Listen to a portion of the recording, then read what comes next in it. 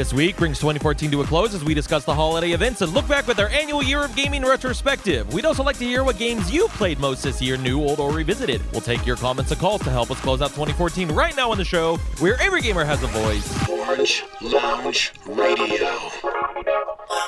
Hello, my friends out there on the internet, and welcome back to another week of the show where every gamer has a voice. It is Orange Lounge Radio, live tonight on December the 28th of 2014 with the 581st episode of our show. That's right, we're here.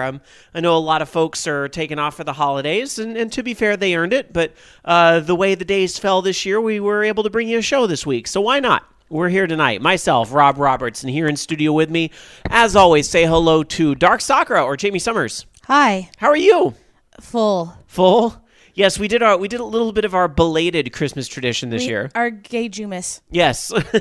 So for the past couple years, Dark Sakura, myself, and Alan on Christmas will go have Chinese food because that's or pho. Yeah. Or we'll have pho. something Asian. Basically, whatever's open, people. Whatever's open, we will go have it. But Dark Sakura ended up, even though our Christmas plans got canceled, can you believe that? Like, I know as a kid, your parents always threaten to cancel Christmas if you're naughty, but Alan and I actually had a canceled Christmas this year. No Christmas for you. No Christmas. I don't feel too bad, guys. We made the most of it. I worked. Yeah, I know. You don't want to talk about Christmas being canceled. But you're Jewish, so, I mean, what's the big deal, right? Jews like Christmas. Why not? No, Low-Cat was open because of people getting their shiny new toys. Sure, of course. So. And there are a lot of hardworking people and they on fed Christmas. us, So. And it was slow, so it was awesome. We took Shane, who is having his first Christmas, like, not with his family, because he's, so we took him to the movies. Really, it was taking me to the movies, because finally I got to see Mockingjay. Finally! I want to go. So I'll go again. It was so good. I still need to watch the other movies, but I've read the books. I was not expecting Mockingjay to be that good, because it's the worst book, but the movie was really good. So yay! So there's that.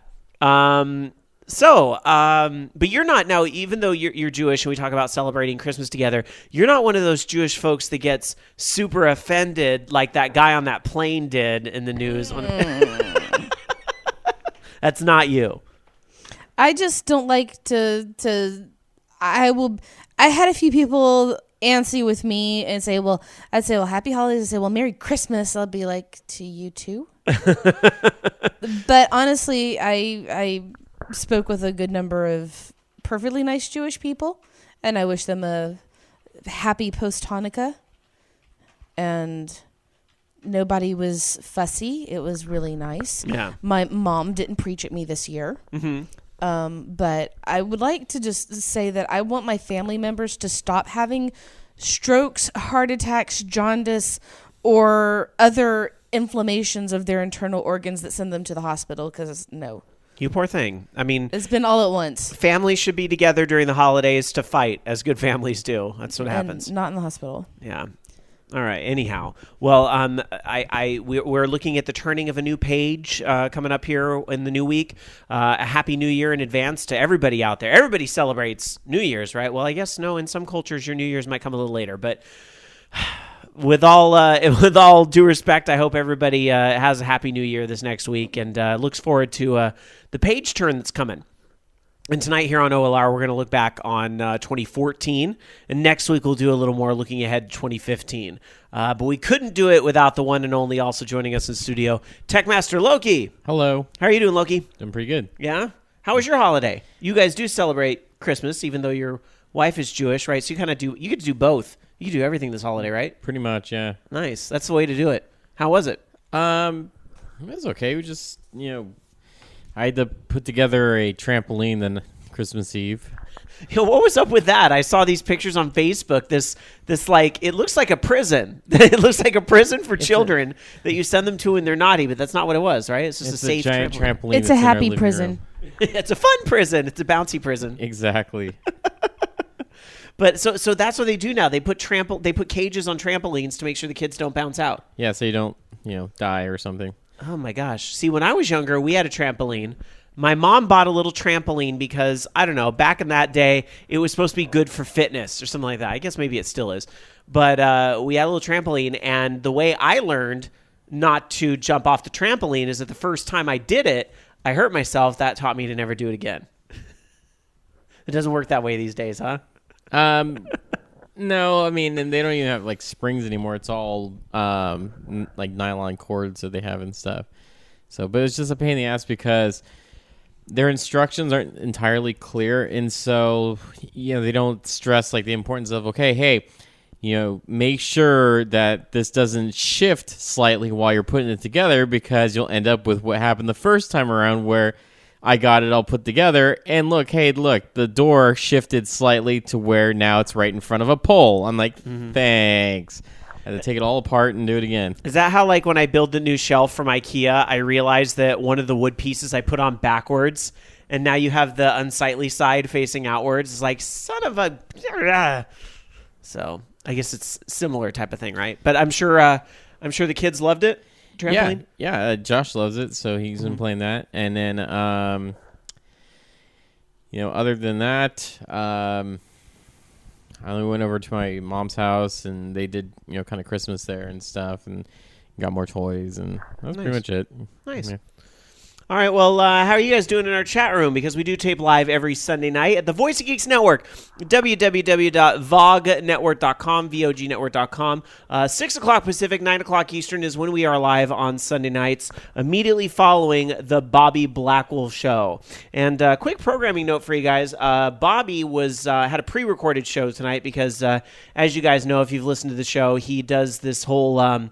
He does this whole thing with the NFL and drumming for his local team, the Falcons. So they actually had a game tonight that kind of came out of the blue. So he had they can flex game. I don't even know how this all works because I follow football so terribly. But I guess they can change the schedule of games at the last minutes to accommodate probably what's on TV and all that stuff. So they did that. So he ended up having to pre-tape a show tonight. So he wasn't live. And he was a little worried that he wasn't going to be live next week. But the good news is the Falcons lost, so he will be live next week.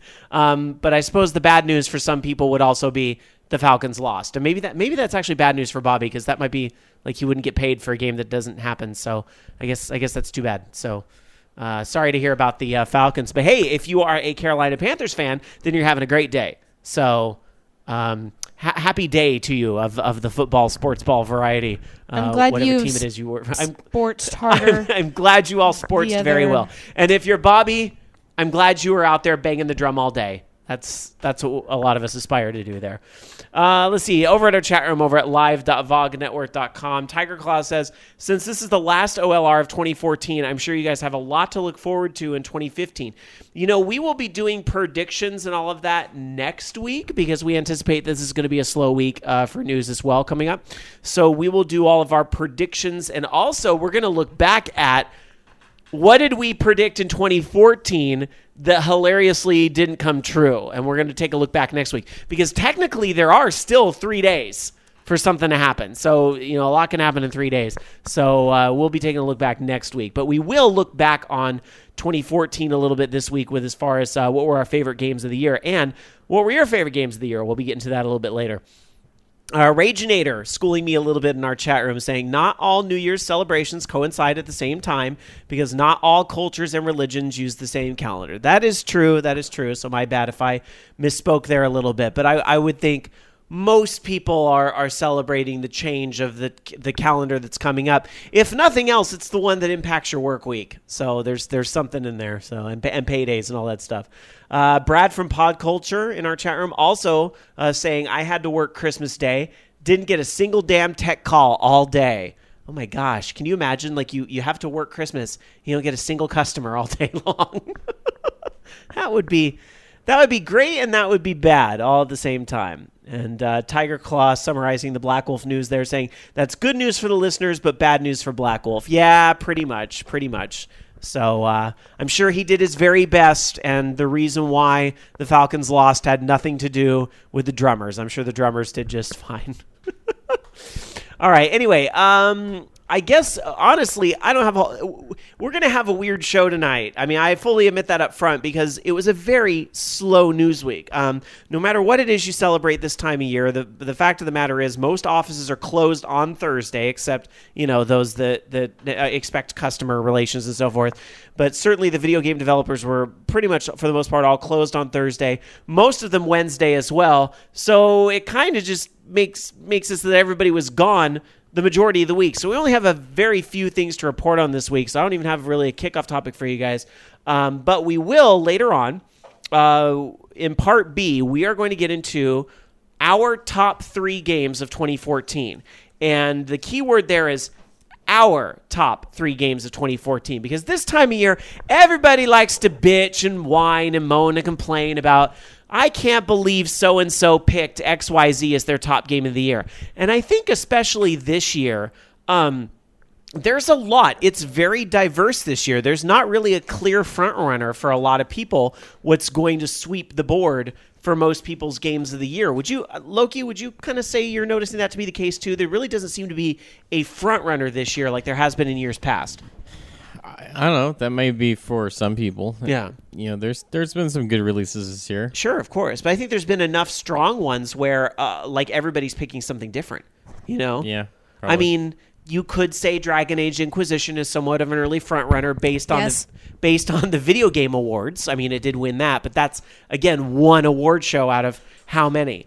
So tonight we're going to be doing our top 3 games, and they are not incorrect. Our lists are correct. You know why? Because they're our lists. And then we're going to open up our Skype line a little early tonight to invite you to call in to share your lists, and most importantly, why. So I'll be giving more information on that when we get into part B a little later. For now, though, let's get into our gaming weeks and what types of games have you been playing this week with the time off work or the adjusted schedules as circumstance may be. What have you been playing with your week, Dark Sakura? I've been staring at bald elves. Bald elves? Bald elves. What game is that? Dragon Age. Oh, right, of course. Of course. Because I take solace in every party in more ways than one. Are you romancing Solace of all yes, I people? am. Really? Why? Not the one I would have picked. He makes the most sense. He's actually probably my favorite of the characters in the game. Mm-hmm. Sarah's pissing me off, so I've decided not to romance her in my second playthrough. Mm-hmm.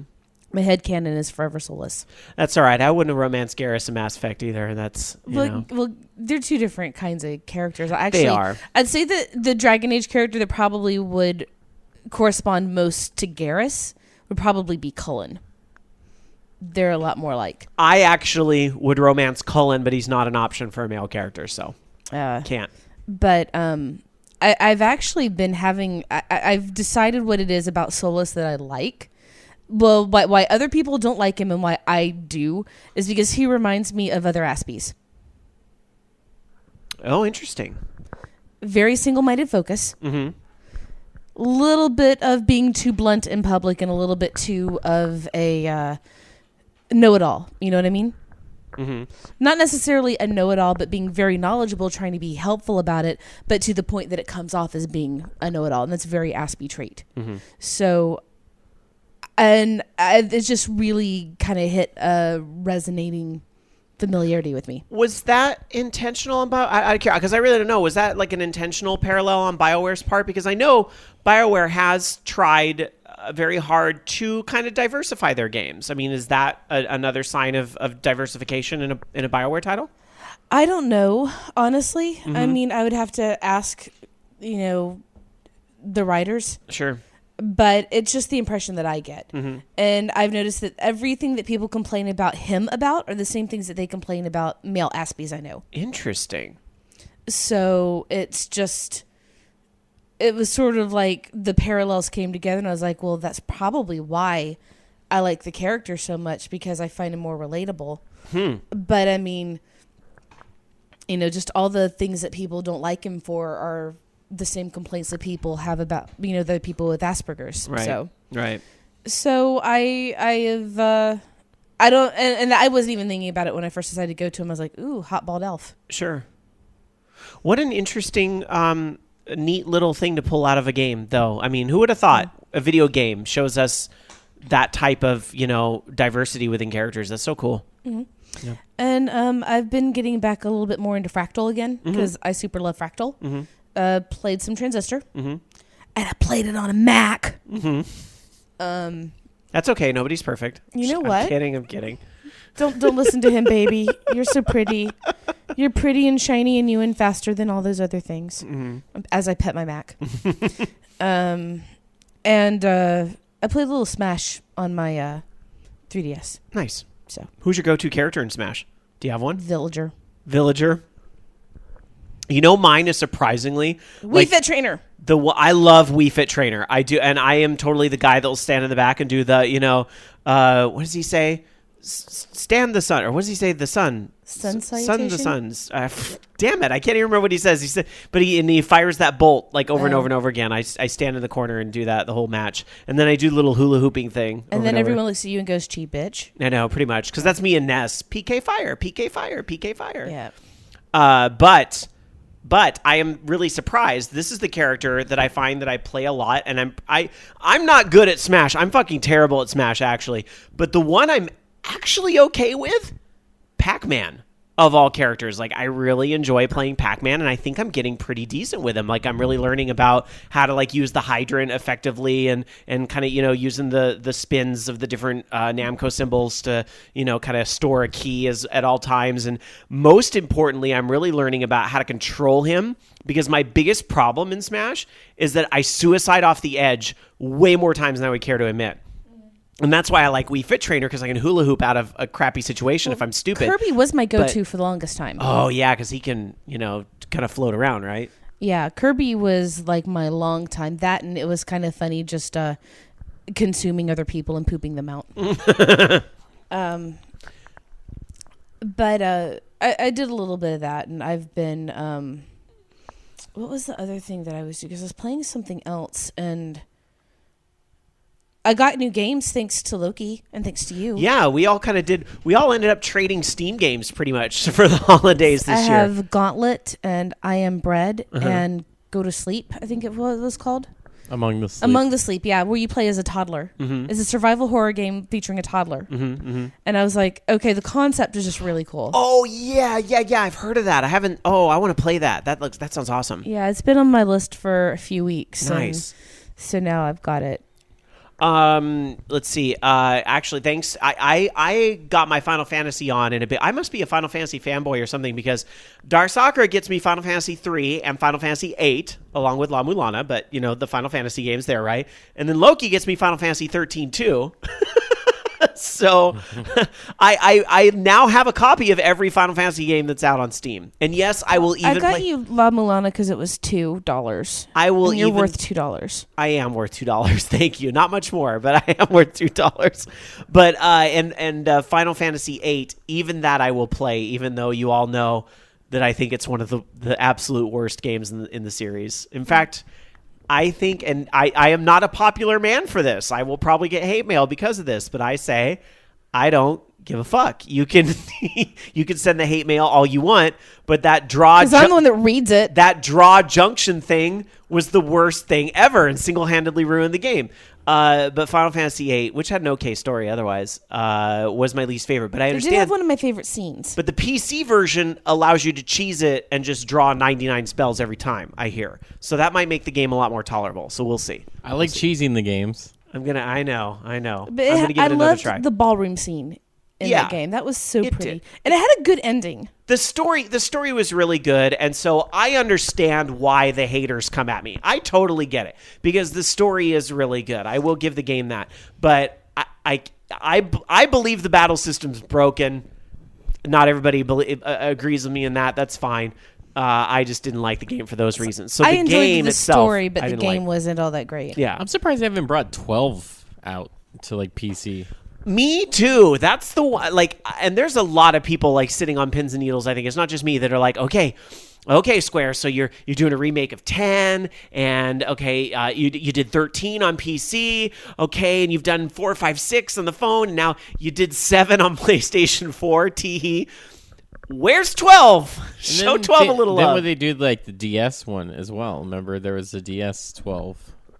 Yeah, the side story, the Revenant Wings. Yeah, there was. Technically, that's like a side story. Like, I guess you could say like a 10-2, but not even. It's even more like spin-off than that. It's not totally.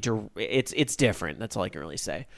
But what's interesting, and a lot of people don't realize this, I didn't even realize this, a lot of the team that worked on 12 are the people that are working on 14. And I only learned that when I went to Final Fantasy Fan Fest. And for the longest time, I was convinced that 14 was set in Ivalice, and that was going to be a big reveal, even though everybody was like, no, Rob, you're stupid. And eventually, finally, they kind of said, no, it's not going to be an Ivalice game. And they did a fun little thing talking about the new race that's going to be in Final Fantasy 14. And they were teasing that it might be the Viera, but then they said no because they couldn't make male Viera work, just like they couldn't make the female lizard people, the Bongra, I think they were called. They couldn't make the female versions of them work, so they didn't do either one of those. So that's why they're getting this new race, the Aura or whatever it's called. Why couldn't they just do a race that was just do one? Like, remember in 11 where they had, the Mithra were only female and the Galka were only male. Why couldn't they do that? I would have been okay with that, totally, because I totally think the Viera should be in 14, but I also understand the team's desire to want to do something different. So, and the Aura look really cool, so I'm okay with it. I'm okay with what they're doing. The new classes look hot. Not to turn this into a 14 cast, but it's a game I play a lot. Sorry, not sorry. The Dark Knight looks great, even if they made it a tank. The Astrologer looks awesome. It's a healer that's going to use cards, and that looks really cool. And it's kind of a throwback to the Tactics games, because the Astrologers was a class in that, as were the Machinists, the DPS class, are going to be the new DPS class in the game. So you notice a lot of the Tactics into 12, now into 14 influence. So it is kind of surprising they don't do, they don't go back and revisit 12, but I guess maybe it's because a lot of the team works on 14. But I was going to say, they mentioned at FanFest that the enemy system in 14 runs on the Gambit system from 12. So that's why enemies will do things at certain percentages and stuff, is because they all run off the Gambit system from Final Fantasy 12. So I think that's pretty neat. So anyway.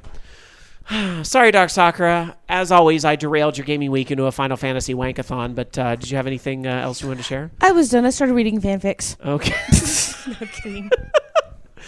You're not kidding, though, I think. I don't think you are kidding over there. No, I'm actually looking at the other stories that I have up for the day. Oh, fair enough. Prepping a little bit. All right. Yeah. Well, while you prep, let's go over to Loki. And Loki, how was your gaming week? Well, I didn't play a whole ton. I was actually trying to work on my VOG Jam entry, which I ended up scrapping on Thursday, I think. Basically, my original concept was a little bit too elaborate, and it had like some spider robot things in there, and I was trying to animate the legs procedurally so that, like, if it was next to a wall or something, like, it would put the legs up on the wall and be able to, like, climb over the wall realistically. And I was like, why the hell am I spending 4 days on this? This is just dumb. I'm gonna scrap it. If basically gave myself a deadline, I'm like, I don't want to waste a ton of time on this, so if I can't figure this out by this day, then I'm just gonna say the hell with it. I'm gonna do something else with that. And I actually ended up scrapping the whole game idea because I came up with something better. So I'm going to try to work on that now. And then what else did I do? Oh, I did play a little bit of Lego Marvel Superheroes because my son wanted to play that. I just checked the other day. I have like 50 hours in that game. It's ridiculous. But I'm noticing it is quite a buggy game itself. It's just like characters getting stuck in places. We actually know something funny, that they had like a node for the their Lego characters just kind of walking around the city placed in the wrong spot, and so like right under this tree they just kind of jump up into the air like really high and then come back down. It just doesn't make any sense, but it's kind of funny. So I looked at it, I think I'm like 75% done with the game now. I can't convince my son to go into the actual levels with me so I can just finish the rest of it. So I have to play it on my own in order to do that. But so I was just doing that, and have pretty much all the characters unlocked already. Just have a few more missions to do. I bought stuff. I was trying to buy Battlefield 4 because it was on sale, so I got that for $14 on PlayStation 4. And at the same time, I figured to just buy Peggle 2, so I have that. And I don't remember if I bought anything on Steam or not. I know I got Steam games, and I was gonna buy that. Was it that one game? There's a game on Steam right now. It's like 9 cents. So go pick it up because it's 9 cents. I mean, 91% cent off. So gotta check it out. But that's it. It's just mostly working on my game. Hopefully, I'll have something to show for it. And unfortunately, like I said, I had to kind of restart it. But I like the new concept better than the old one. Well, I already told you guys what it was. So, well, thank you for reminding me to remind the listeners about the video game jam that we're doing, or the VOG jam that kicked off last week. And if you missed last week's show, the theme was decided to be a buggy game, and you can interpret that many different ways. And we're not here to tell you what is the right or wrong answer. You just to take that theme, a buggy game, and create something. Damn it. Create a game if you are so inclined. There's tons of game makers out there. Loki's very much into Unity right now. We had the Cooking with Unity's guys on a couple weeks ago to kind of help motivate all of us, really, and that was a great conversation. I think really did motivate Loki, especially, and motivated me a little bit too, actually. So you can make something a complete new game. There's lots of other like RPG Maker and other like games that facilitate game creation are out there. Make a level in Little Big Planet. Make just create something out of that theme, a buggy game. And I'm working on something too. From the programming aspect, I haven't even scratched the surface, but I know what I want to do. And I did go down the route of, and I'm trying to keep mine a little bit secretive because if I can pull off what I want to pull off, I think it's really going to surprise some people. So I told Loki what it is, and it should be very doable. I do too. I'm keeping it. I kind of thought in the back of my head about YYR when he made Pixel Shits, and he was just like, you know what, simple. And I hear Bobby in the back of my head, don't overdo it on your first game. Don't be like Loki, try to do everything in your first game. So I have a stupid, simple idea. It's honestly probably been done somewhere before, but it hasn't been done by me. So I'm going to do it. So that's where I'm at with the VOG Jam. I'm just hoping I can do it in 2 weeks because it's a lot to learn in 2 weeks. I'll be able to do it. It won't be that hard. All right. I'm hoping. Fingers crossed. Okay, so anyway, but don't expect me to talk a lot about it just because I'm me and I'm choosing to keep mine a little bit more of a secret. But other people are sharing what they're doing on the forums. In fact, Dark Tetsuya posted an update today, and I was like, "Oh shit, he's way further along than I am. He's got like pictures of spaceships and enemies." And I do want to talk about what I want to do, but okay. The problem, I guess we can, because sure. Yeah, go for it. So my original concept is completely different than what I'm doing now, because it was going to be like this kind of like Tower of Guns roguelike type game where it's a first person shooter action thing. I'm like, okay, well, sounds really cool, but it is too fucking hard for me to do, so I scrapped that. So the new idea came to me from a couple things. One, I was watching some videos with my son about from the Reddit thread Shitty Robots, and so it's just robots that are just fucked up and just they don't do what they're supposed to do, and it's hilarious. And so they had this thing, was a HeboCon or something like that, where these people, they basically picked like 30 people or whatever, make robots, and these people don't know what the fuck they're doing. And that's the whole point, is it's supposed to be really shitty robots battling each other. And that didn't really give me the idea for the game, so it's not going to be about robots or anything, but my son liked watching these robots made out of like McDonald's fry boxes or whatever, and it had this like stick thing, and it was kind of crawling along the ground and stuff, and it looked so silly because it was just stupid. So from that, for some reason, I'm going to make a racing game, but I want to make a really terrible racing game. And so what's the most terrible racing game out there? Big Rigs Over the Road Racing. It's the absolute worst racing game, period, because everything is broken in it. There's no physics. Everything's all fucked up. So my idea was, I'm going to make a racing game. And every level, something different is fucked up. And it keeps getting more and more fucked up in different ways. But the best part about it is, each time, basically, there's an update to the game. It's like, okay, update, downloading the patch and stuff. Every few levels, there'll be a screenshot of like a fake Twitter social media type thing of them apologizing, the game is buggy or something like that, but in hilarious ways. Like some of the ideas, like some of the ideas like I had was like, let's see here. One of the first levels, you'll have square wheels for some reason. Another one, we didn't know how to render the wheels. yeah, the We wheels apologize just for all the wheel, messed up. for the wheel rendering bug. There's one that I love it. there's one that you can't turn left. It's just stuck right. You can only turn right. I love it. One that's like literally like a marble maze thing. Your car actually doesn't move, but you can tilt the level. And stuff like that. Okay, I got one. Yeah. I got one. One where just partway through the race, your car just fucking falls onto another racetrack that you already did earlier in the game. That could be Like fun. without explanation, it just fucking falls. Yeah, to the it's level, just gonna and be you're like on an old track. weird glitchy shit that's I just love not it. gonna make any sense. But that's the whole point of it. Is it's supposed to be each time they patch the game, they kind of break something else in the process. Mm-hmm. Okay, all I'll say about my game. Now I got to say something about my game. All I will say is the reason why I'm not talking about it is so that I can switch it at the last minute if I No, have that's to. fine. It's a game you've all played or you've all heard of, only I'm reversing it. That's all I'm going to say.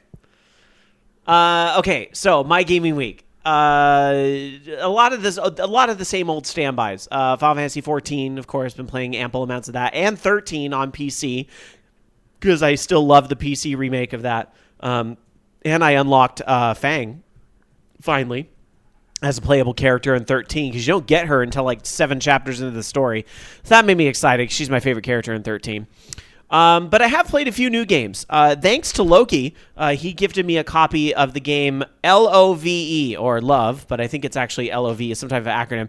But he gifted this is on Steam. Yeah, it looks awesome. It's called Love, and it's like it's one of those like retro-esque, very simple, like do nothing but jump type of games. Like when Alan saw me playing it over my shoulder, he's like, "Oh, is that VVVVV?" It kind of has like that type of look to it, but it's got the really cool chip tunes in the background. And here's the catch on this game is that you can set your respawn point anywhere you want. So you have to kind of remember every time you clear one little area to set your respawn point, or you're going to end up having to go back a long ways. And I imagine what happens later on in the game is there comes like choices and probably pathing, and I just haven't probably got that far later in the game, but I imagine there comes a point where you might not want to set your respawn point every 5 seconds. That could actually be a bad thing. But I have seen parts of the game where if you set your respawn point way up here and you fall down earlier into the level, is it faster to just suicide and respawn than it is to run all the way back to where you were at? And in the normal mode of the game, you're limited to 100 lives. So you have to kind of make that choice. So maybe in that regard, it's a little closer to 1001 Spikes, which I think a lot of you guys checked out this year. So yeah, that game's neat. I like Lego. I'm sorry, I'm reading the chat room as well, or you guys are talking about Lego Batman and Lego Marvel. But I'm liking Love so far. That game's cool. The other game I've played quite a bit of this week, and I am actually really surprised at how much I'm enjoying this game. I don't usually go online and read reviews and read what other people think quite often because I find that a lot of the professional critics are a little bit jaded, and sometimes I don't always agree with them. And this would have been a great example of that because from what I understand, this game is not being very ravely reviewed, but I think this game is great, and I'm having an amazing time with Gauntlet 2014. That's right, the new Gauntlet remake that just came out. It was on Steam sale, down to about $10 from $20 the other day. So I was like, what the hell? I'll finally get a copy. And what I knew of the new Gauntlet is that it was going to be like the old Gauntlet, but they say it's a little more like Diablo. Believe me, I've been playing a lot of Diablo lately, a lot, especially this week because they're doing the double XP this weekend. So Alan and I have been playing a lot on our seasonal characters. He just hit Paragon 100, so we've been playing a lot of Diablo 3. I actually don't think Gauntlet is that much Diablo as a lot of people think it is. I think it's just because Diablo is a very modern-day dungeon crawler, so it's very easy to make that comparison. But Gauntlet plays like Gauntlet. That's right. It plays a lot like the old game, but in this new, using a lot of the new tricks you see in games. Like each character has different movesets. And what's kind of neat is that like the elf turns into like a twin stick shooter because the right stick will just shoot arrows wherever you want on the screen. The wizard turns into like a character from Magicka where hitting the buttons in certain combinations will cast different types of spells, which is really neat. And then the wizard's a little more traditionally like what you'd expect in I say the wizard? The warrior is a little more what you would expect in traditional Gauntlet with like the sword and everything. And then the Valkyrie is similar, but with the more defensive type maneuvers where she can like shield bash people and stuff. And they, they tried to flesh out the little characters more and give them depth, but it's a fun little dungeon crawler, and it's very hard. Which, the original Gauntlet was not an easy game either. So I like that you play through the levels, and depending on how many pots you smash, how many enemies you kill, or even how many times you died in a level, you'll get buffs that will help you for the next time. So it's like you're perpetually unlocking these achievements that, like, let's say you smash pots. Well, the more pots you smash, the higher percentage that the pots you smash later on will have gold in them. So like you build these achievements that then impact your game, and it kind of gives you that incentive to play those levels over and over again. So I was really digging Gauntlet more than I thought I would. I kind of thought it would be one of those games where I play a couple times, I'm like, whatever, and then move on. But I'm talking like it's one of my favorite games like that I've played recently. Good. I ended up getting a 4-pack, and I gave a copy to Dark Soccer and Loki, so I'm hoping they'll get a chance to check it out at some point too. I have yet to play the game online, and I can only imagine that when you bring everybody's talents into it, where everybody's diverse, like with the elf having to kind of stand back and do his arrows or what have you, and the warrior can kind of get up in there, and so can the Valkyrie. I imagine that really changes the dynamic of how you clear levels. So I'm excited to check that out.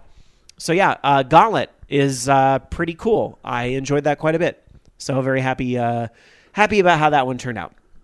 So there you go. That's pretty much all the new stuff I've been playing this week between Love and Gauntlet. But I have even more games in the coming weeks to catch up on. I just bought Shovel Knight today on PC, which I already played on Wii U, and I already love that game. It's really is one of the year's best. But I just decided, I'm going to get it on PC because I saw they've been doing updates on PC, and it's just like, all right, this game's so good, and for $10, what the hell? I'll get it on PC as well. All right, let's get into some news for tonight. But before we get to the news, some quick housekeeping. We will be here next week, and next week we'll be doing our prediction show. But we will not be here the week of Martin Luther King weekend, which is, I don't have my calendar in front of me, but it is January 18th, I believe is the day. January 18th, we will not be here that week. We might tape something in advance. We will not be here live January 18th. I will be in Seattle with Alan. We're going on a late holiday trip. Since I had to work over the holidays, I took some time off a little later. So we're going to go to Seattle. It'll be fun. I can't wait. All right, let's go around and do some gaming news tonight. Loki, we'll start with you. Okay, so as many people are probably aware, the Xbox Live and PlayStation Network were kind of down during the holidays. And it wasn't because tons of people were opening their new systems on Christmas morning and trying to do their updates, but rather that there was actually a DDoS attack happening on both of those services. And I guess it happened starting late December 24th. And I believe both services are back online now. I know PlayStation Network just came up completely, I think, today. But that kind of sucked. And, of course, both services were quite aware of what was going on. And if I remember correctly, I'm trying to remember who was actually behind it. I think it was it like the Lizard something? I don't remember the name of the group, if you will. Well, and why give them attention? Yeah. Who cares what their name is? I did think it was funny though, seeing posts like I'm gonna call them Jizz Masters. That's it. The Jizz Masters did it. Lizard Squad, that's what it was. Okay. So, but I did find it funny that Anonymous, I guess, was, kind of fighting back against their botnets or whatever and kind of taking down their botnets at the same time. So it was interesting. Mm-hmm. But yeah, thankfully, the only thing that really affected for me is I couldn't buy the games I want to at the time I want to. But so everybody's shouting the name in chat because you couldn't remember it at first. But I need to tangent for a minute because this is what really bothers me about the whole thing. Why are the Jizz Masters doing this over the holiday season? Why are they doing this? Because, and they might say, oh, it's for the lols or whatever. And isn't that the whole common trait, why do hackers do what they do for the lols? That, to me, says for attention. They want attention. That's the only reason they do this. Otherwise, why would you claim responsibility in the first place? If you don't want attention, then you don't claim responsibility. And usually it's to bring attention to some sort of cause, maybe some sort of extremist cause, like maybe what's happening with the whole Sony Pictures hacks and all that stuff. Maybe, I don't know. Usually there's some type of cause. But in the absence of that, if it's quote unquote for the lulz, then that just tells me it's attention. They're doing it to get attention. They want everybody to see that they wield the power, and they will happily shut down whatever networks they want as they so please, yada, yada, yada. So every time you tweet their name, and every time I see it trending on Twitter that the Jizz Masters, are in the top 10 on Twitter and so forth, I just shudder because they are getting what they want. And that's why they will continue to do all this crap until eventually, and this is the way it will always go down, eventually one of them will turn on another to get more attention, and then they all turn on each other and stab each other in the back, and the whole thing topples down. Look at what happened to... There was a group about a year ago. They weren't shutting down PlayStation and all that stuff, but they were doing all these extreme hackings and so forth. And what happened? One guy turned on all the others, right? Isn't that what happened? Lulzsec, I think. That's what it was. And there was the one guy that that the FBI caught one guy and got him to rat out all the others. Wasn't that the deal? Something like that? Something like that. That's what will happen here inevitably too. And so, a lot of you guys, what's taking so long? Why isn't this getting shut down? Well, probably, our government can be kind of slow sometimes. I don't know if y'all have noticed, but if you ever try to see like how a law gets passed and so forth, it takes a very long time. So for all you know, they're already infiltrated, and we're just waiting for everybody to get caught. I mean, that's, we'll see what happens. But anyway, I just had to get on tangent. Stop saying their name. Stop contributing to them trending on Twitter because they're using your tears as lubricant. I mean, that's what goes on in these people's minds. Really. I mean, really. So pretty much, yeah. Please think. Anyway. So yeah, so the servers were so no PlayStation or Xbox for people on Christmas Day. So if you're that 9-10-year-old kid, mommy, daddy, all I want for Christmas is an Xbox One, and then you get one, you can't even play it online. That's like way to be a buzzkill. Now, of course, there are two sides of it. And that could be as well as if Microsoft and Sony know that they are going to be the target of attacks, then why aren't they better prepared for shit like this? Especially Sony right now. I mean, I'm not even talking about the Sony Pictures hack, which is still kind of a thing.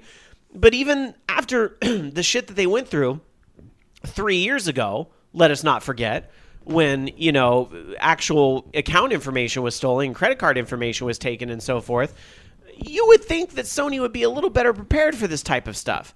Now, I don't profess to know all the technical workings about da-da-da-da-da-da-da, but I mean, can't Sony arm themselves a little better against an attack like this, Loki? I would think that they would be able to, but I don't know.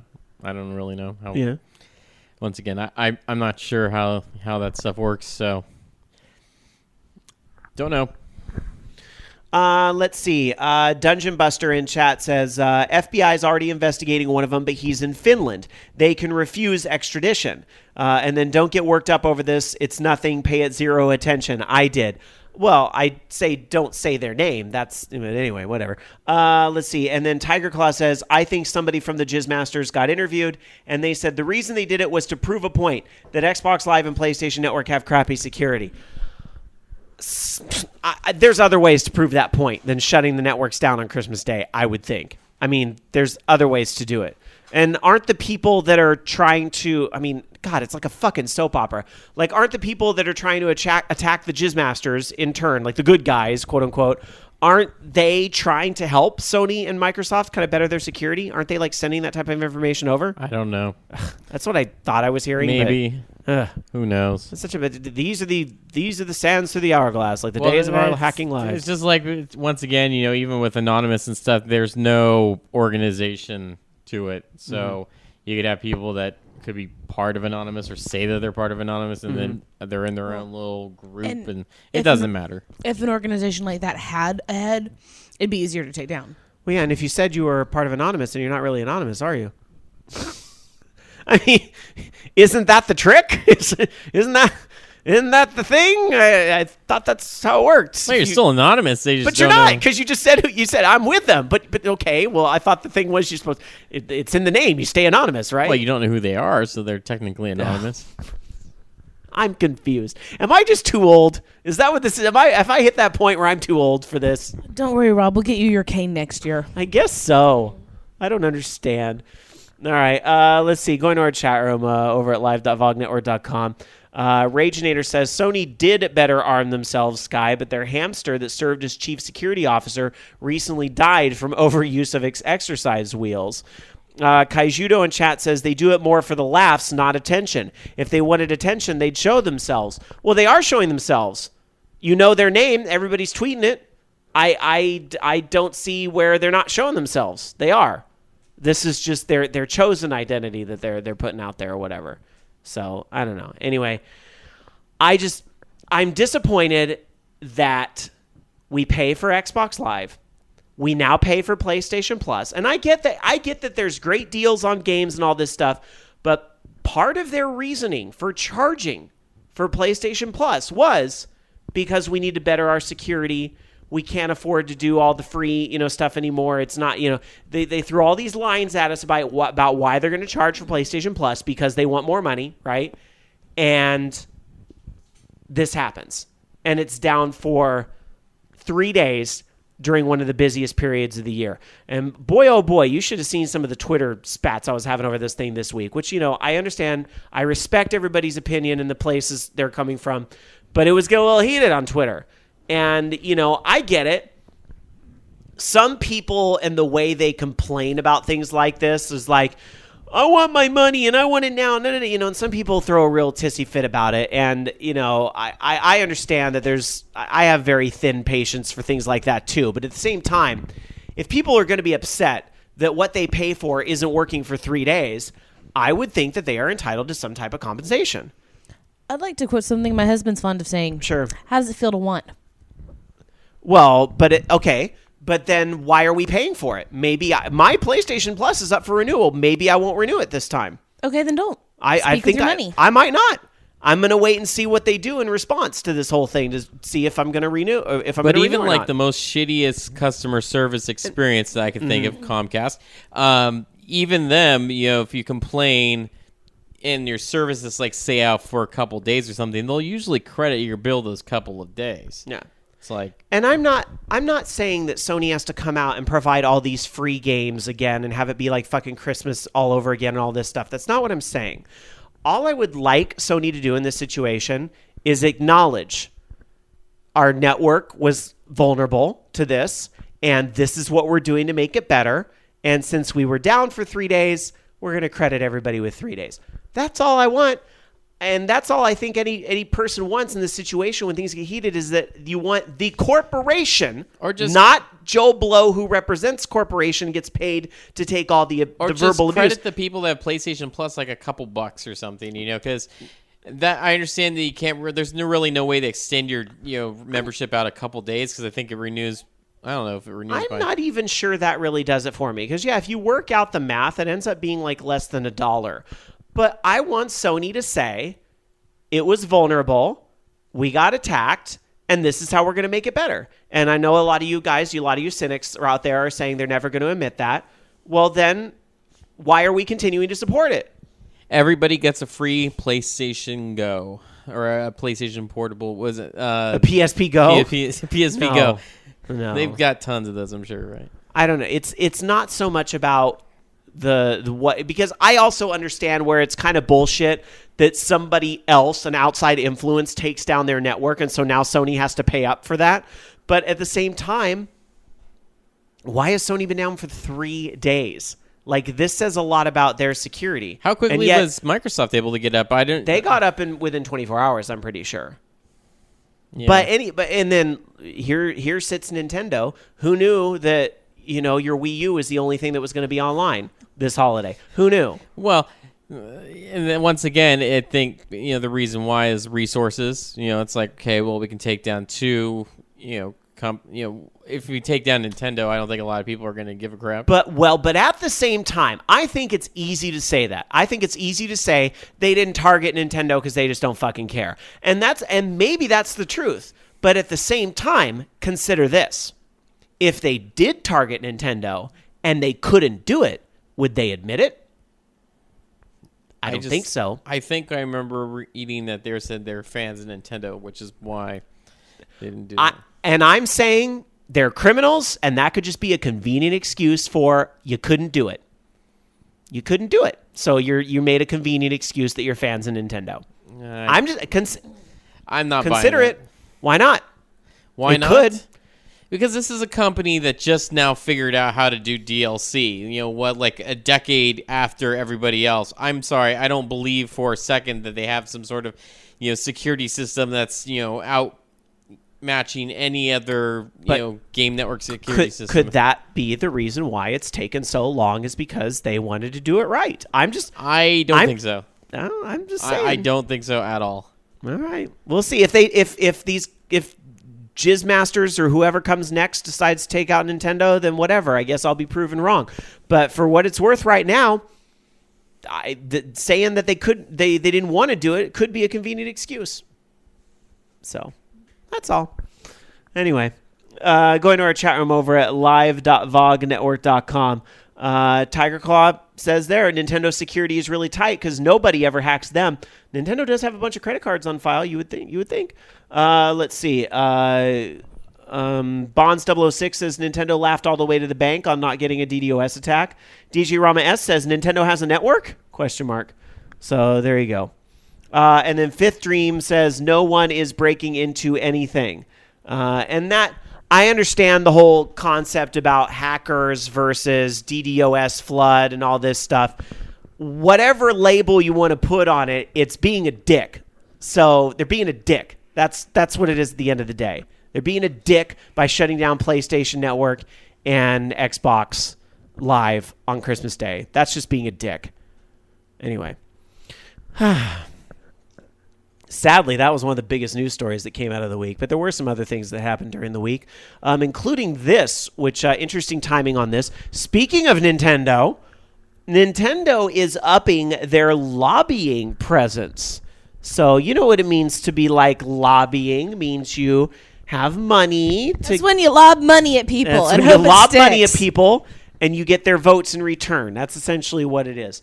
And Nintendo is increasing their lobbying presence. And what they did, they hired, and I will probably mispronounce this name, called Cho Groves Consulting. And what they're going to be doing is lobbying the federal government on issues related to intellectual property, intellectual trade, and anti-piracy measures. Now, this is according to recent lobbying disclosures, as there are rules and things. You have to make certain disclosures as a public company like that. So, we can get into specific names and all that, but I don't see the point into that. But that's overall what's happening, is that Nintendo has hired this firm to lobby Washington on issues such as IP, international trade, and anti-piracy measures. Because, Nintendo does get hit with a lot of these piracy things all the time, right? These DS and 3DS loaders that allow you to download carts from online and install them on the flash cart and so forth, right? The R5, is that what it was called? R4, they got it banned in a lot of places, and you can't sell it anymore. But Nintendo does fall victim to that quite a lot. And I imagine when it comes to intellectual property, you could probably get all sorts of bootleg T-shirts with bootleg Mario and bootleg Zelda on them everywhere. I know. I mean, look at their games. There's games on other systems like the CDI. I mean, clearly those couldn't have been possible. Clearly, Nintendo would have never allowed that. Seriously. Yeah. But, I mean, in all honesty, we also have, when anybody can make a game for iOS, how easy would it be to put a copy of Super Mario Brothers on there? Or to somehow backload, emulator or something. Yeah, like right? That. I wonder if that'll come up later in the show. I wonder. Or something like that, Exactly. So Nintendo, what do you think they hope to accomplish with the lobbying that they're doing? What kind of law are they looking to get passed with this? Is it something about clamping down on intellectual property in relation to games and so forth, or what? I don't like it I don't know. I hate lobbyists. Do you think that they're looking to hold a company like Apple or Google responsible when a clone gets through onto their stores? Just throwing it out there. I don't know. I'm not saying I want it, or I'm just. Could that be what they're lobbying for? Maybe. I mean, I don't know. I don't know. I still don't like lobbyists. Yeah. Yeah, because usually especially when you have companies like this, I understand they're just trying to get the passage of certain types of laws for them, and I'm sorry, a lot of it ends up being anti-consumer because they kind of overstep their bounds. Look at the Digital Millennium Copyright Act. Yeah, that did a number on everything. Thanks. Yeah. Well, when I hear about these companies are interested in lobbying, I worry about things like, remember SOPA a couple of years ago, that whole thing that they were trying to pass where they could just shut down your website without even taking you to court or whatever, and all us indie folks are banding together going, hold on, no, this is some bullshit right here. Hold on. And, it was one of those rare cases where the people of America spoke up and shut the lobbyists down because enough people, rose up against it, which I'm, at the same time, though, I'm all for if Nintendo wants to try and prevent piracy and so forth. They have a right to do that.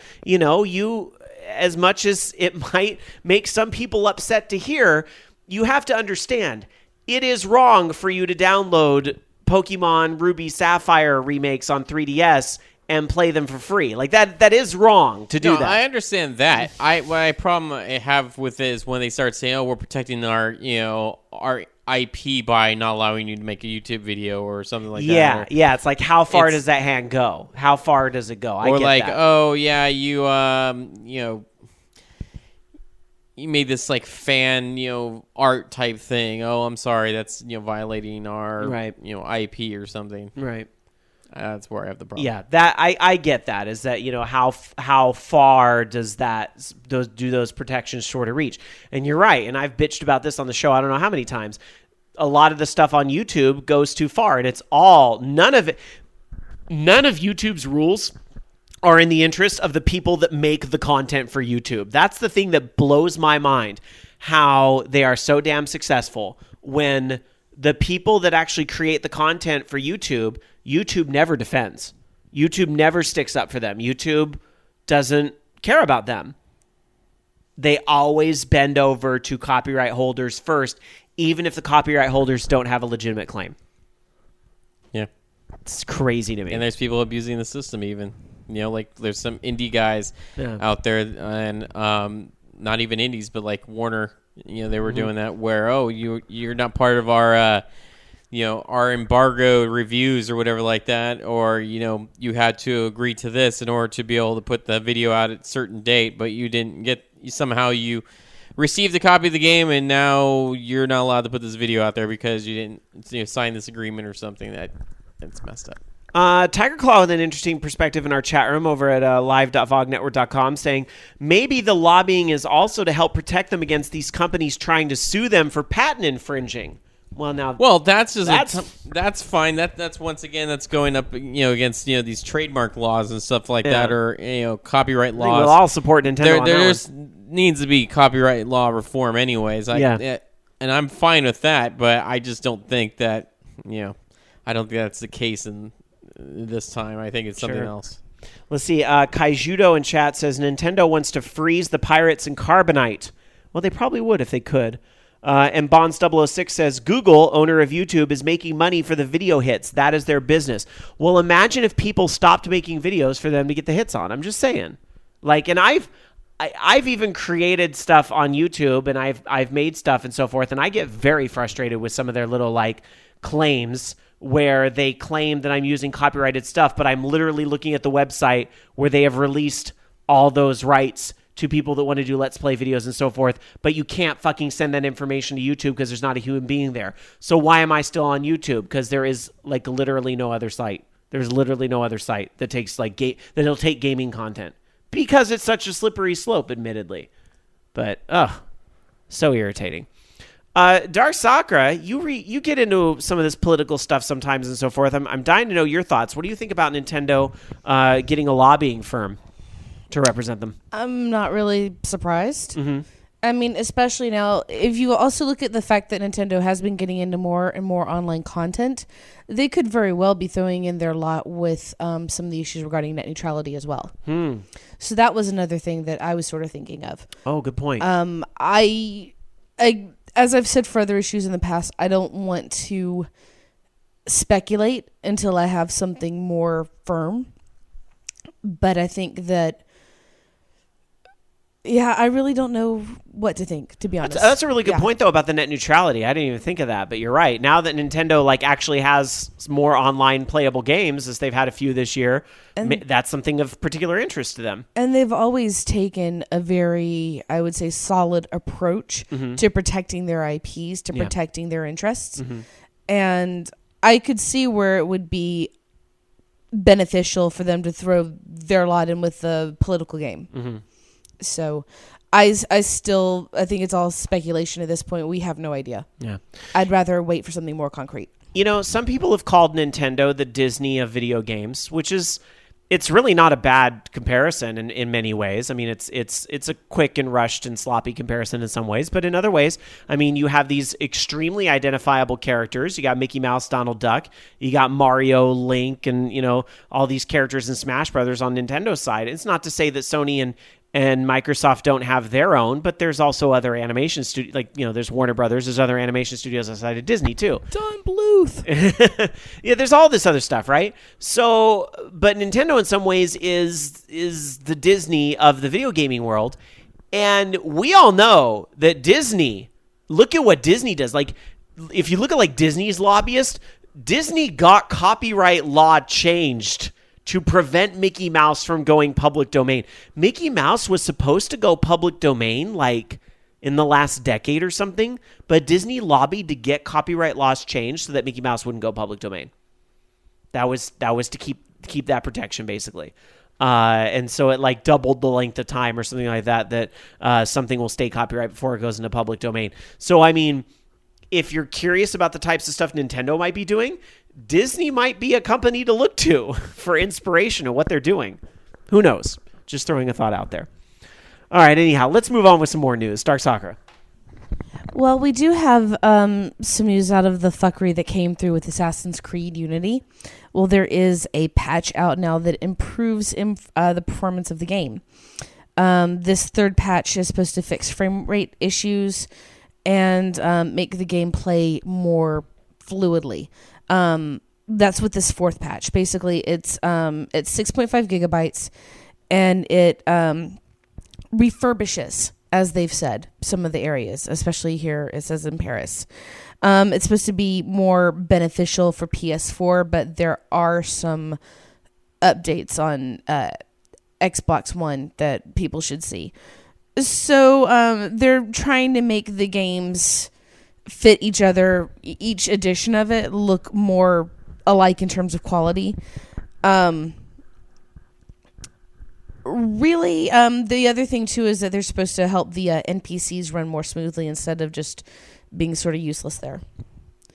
Not really that it's helping anything like frame rate or anything like that, but they said overall it's supposed to just improve the playing of the game. It does look like, though, from some of the scenes that there actually are more NPCs included now without too much of a frame rate drop. So maybe that's something. Yeah. You know, Xtifer over in Horde House, I've been noticing his tweets. He's been playing this more and more, and it really sounds like a lot of the issues that were going on have been addressed. So kind of a bummer that it had such a botched launch. Like, the game might be great now, but, you know, are there going to be as many people that stuck with it to discover it? We'll see. We'll see. Of course, if they were to end up slashing the price of the game by $20, I suppose that's going to open it up to a whole new audience that'll check it out at that point. I still won't buy it. Well, you never know. I think there'd be a lot of people that would. I pretty much know I won't buy it. Yeah. Yeah. I know I wouldn't buy it because I'm not a fan of Assassin's Creed. Yeah. I tried. The only ones of those I'd ever had an interest in was the second one, which I did buy, but that was also when I was having this minor obsession with learning everything about the Medici family, and I loved their whole drama. So playing a game where I get to go around killing historical figures is pretty cool. I never got super into the Assassin's Creed series, but I understand why they're popular. And I did play 3, I think it was, which I'm even told is not one of the stronger games. But I actually was pretty impressed with the storytelling in it. So, for as little as I did play, I was like, oh, this is kind of rad. So I get why people are super into that series. I do think they're putting them out a bit too frequently, and I think that's starting to shoot them in the foot, and they might really want to consider scaling it back to one every other year, as much as some of the fans may not want to hear that. But I think that could be a good, healthy thing for the series in the long run. You'd probably get better games out of it, but we'll see what happens. We'll see. Moving on, Loki. So, Destiny's done pretty well for itself. Right now, they have, I guess, just about 13 million players playing the game. And they said with that, over almost 23 million characters created and over 872 million hours. That's a lot of hours. I still haven't. That's a lot of people grinding for nothing. I still haven't played it yet. It's still sitting collecting dust on my. Why not? Phone.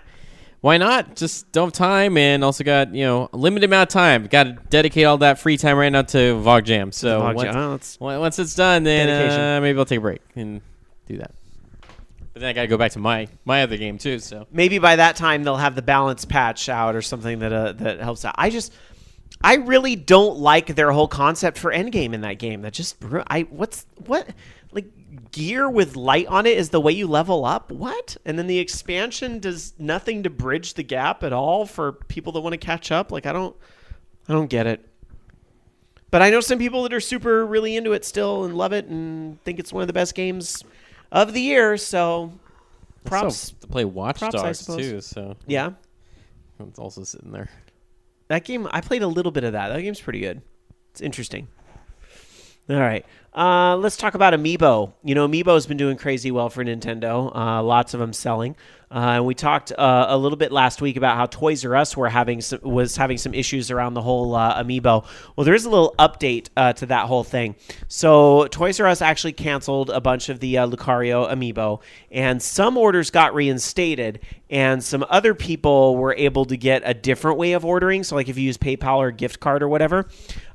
So there might be a redemption code that these folks received this week. Maybe some of you out there were in this, where if you had pre-ordered a Wave 3 Amiibo, what happened is that there's a coupon that will bring the price down to $10.99. So I guess what happens is that they have the Amiibo in stock at $999, but these people that pre-ordered and then couldn't get it, but they can go get it now for $10.99. That's even cheaper than I believe what the manufacturer. Aren't they usually $12.99? Yeah. So it's a little cheaper.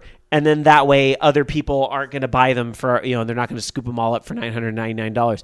But if they do, they're crazy. You could get them even cheaper from scalpers on eBay than that. So there you go.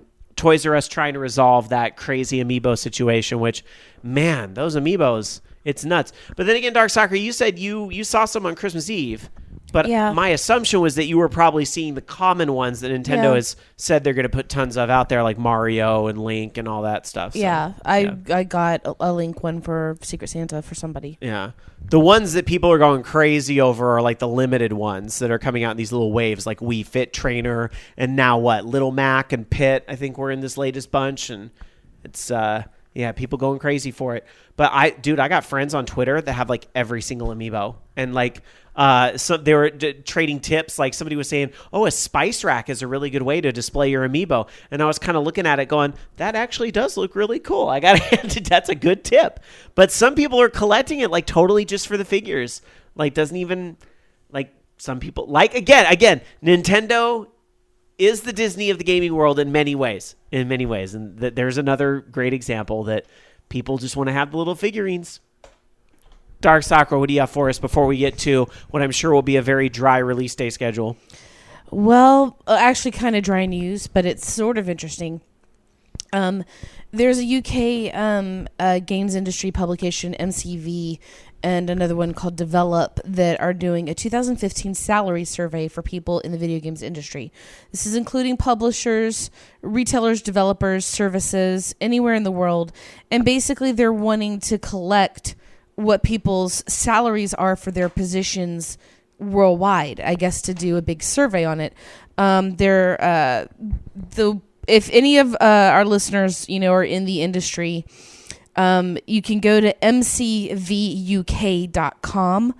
and participate in the survey. So I will also be sharing a link with that in the chat room. Nice. Interesting. Did you do any research, just kind of digging in to see what kind of money people are making? And well, I think I would honestly put it more in the category of making sure that people are being paid fairly around the world. Seeing if people are actually being paid what their degrees are worth, for one thing.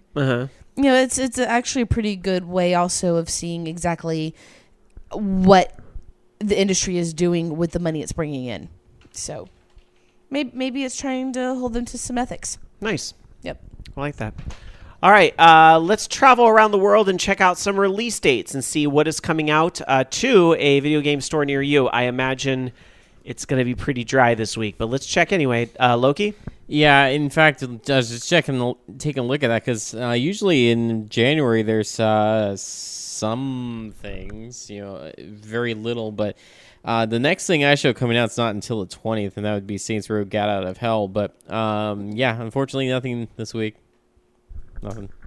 All right, well, traveling over to Japan and checking out the releases over there, you know what? It's looking very, very thin over there as well, and I think it's going to be for a little bit. On the PlayStation 4, I don't see anything until late January, and that's really the same story on the Xbox One. The Wii U. The Wii U does... Oh, no, that's Europe. I was going to say they get Captain Toad Treasure Tracker, but that's actually Europe. Gets that very early January. Sorry, Jamie, didn't mean to spoil that. Yeah, honestly, I'm even looking at the Vita, the 3DS, nothing. Japanese release dates aren't really going to pick up again until mid or late January. There's a lot coming in late January, but I think we have really exited the season of game releases for a good month. But Dark Sakura, let's check in with Europe anyway. Jack shit. I thought that might be the case. Yep, jack shit put up by EA. All right. Kidding. So one thing we don't usually get here is a list of digital releases. So I'm not sure, but probably this week, nothing. I would imagine you'll see a lot of sales, though. So keep an eye out for that. All right, let's do a couple more stories for you guys, and then the classic game of the week. Loki. All right. So I guess this is good news for Nintendo because the federal court has dismissed the patent case against them for their Wiimote. I'm trying to remember which patent this one was because there's been several for the Wii Remote. This one, I guess, is Ultimate Pointer, and I guess they had a patent for easily deployable interactive direct pointing system and presentation control system and calibration method, therefore. Wow, that's really fancily worded. And this was back from, I guess, 2011 is when this case was filed originally. And of course, they're very pleased with the decision and, the fact that they haven't, infringed on any patents and stuff.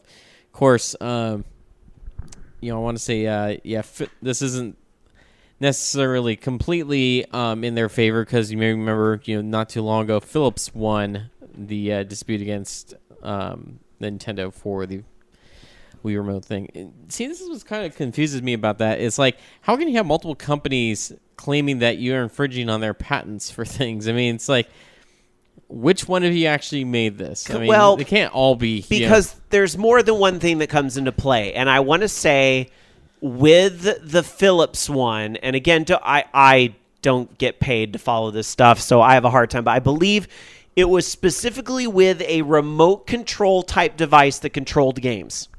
That was Philips' whole thing. And then somebody else might claim to have the patent on the, I don't know, just humor me here, infrared pointer, sensor bars or whatever, right? Other components that make up the Wii.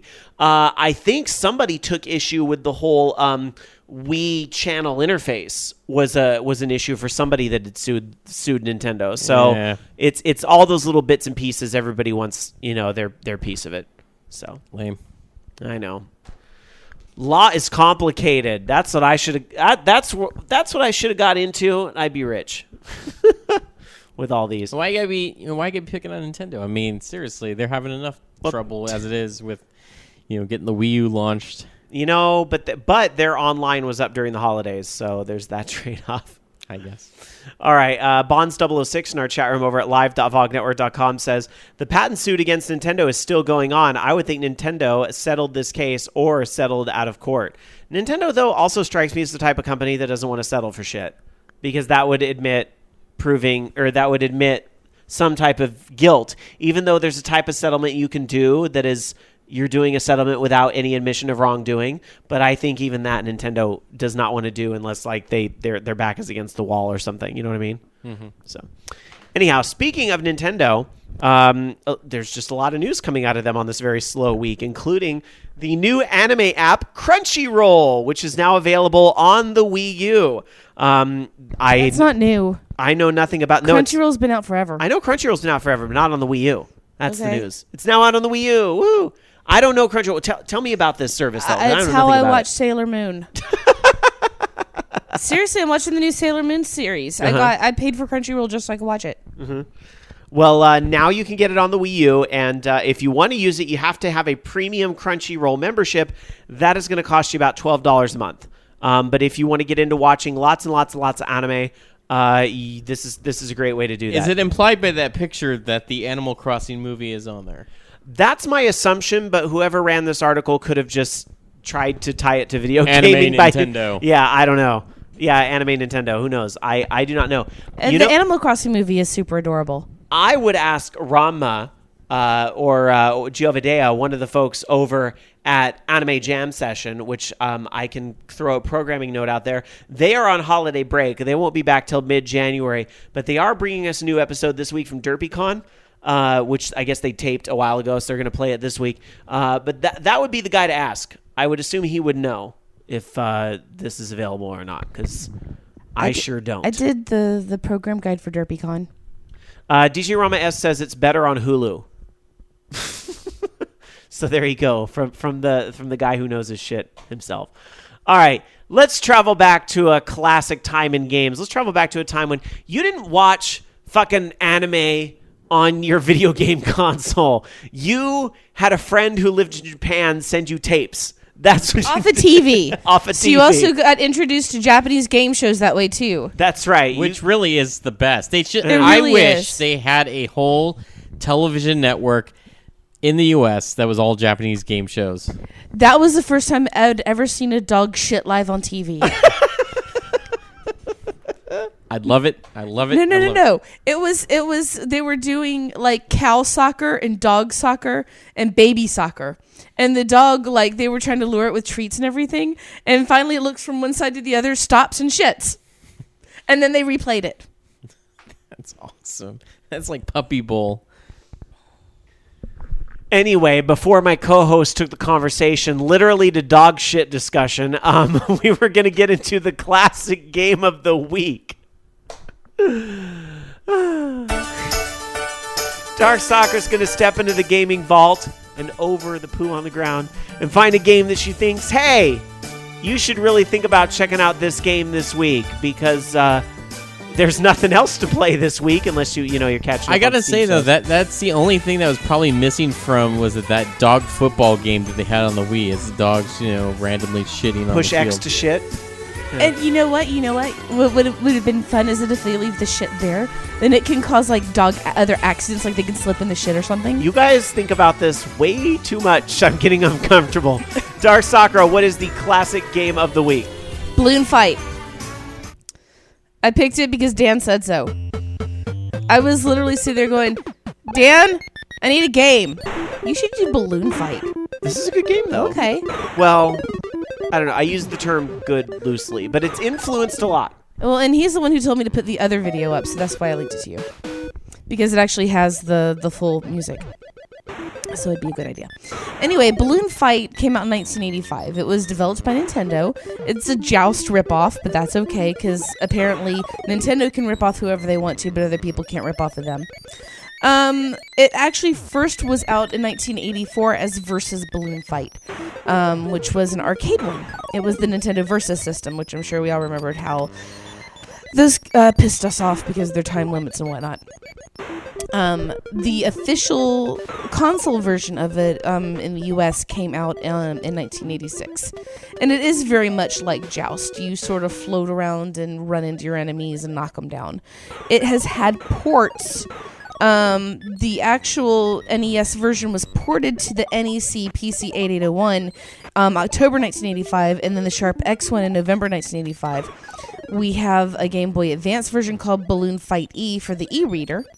Who remembers that? I had that one. I do. I had that one. I thought that was rad that you had you had a video game on a freaking card. Yep. That was awesome. Well, 5 cards, but Yeah. still. And I had that came out in 2002, and then the Famicom miniseries came out in 2004. So basically, like I had said before, Joust. You play as a balloon fighter who has balloons attached to his helmet, which totally wouldn't work in the real world. Don't try this at home, kids. And you keep pressing the A button or holding down the B button to flap his arms and rise into the air. If your balloon is popped, or if one of the balloons is popped, then you lose some flotation, making it a lot harder to rise. And if you lose both of your balloons, then you're dead. You fall to the ground and crash your head open. And you die. Shit. I'm kidding. If you fall into the water, you can get eaten by a large piranha too, which is awesome. Or you can get hit by lightning.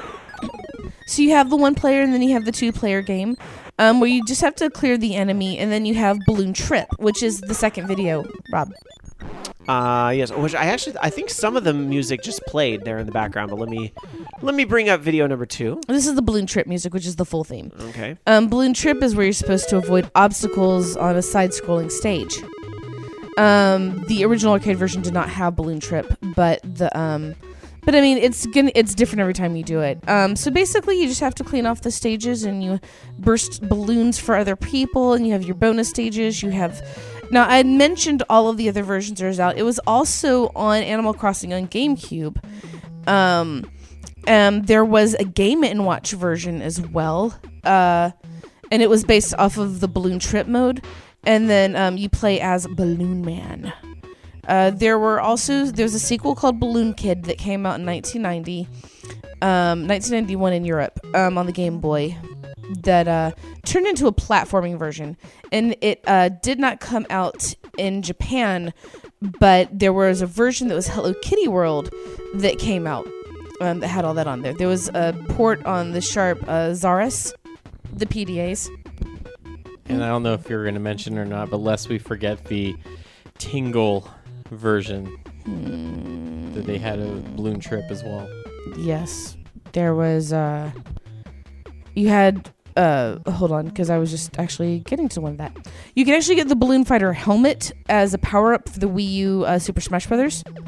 And then in WarioWare, you had a Balloon Fight version as well. There was Yoshi Touch and Go that had Yoshi's Balloon Trip.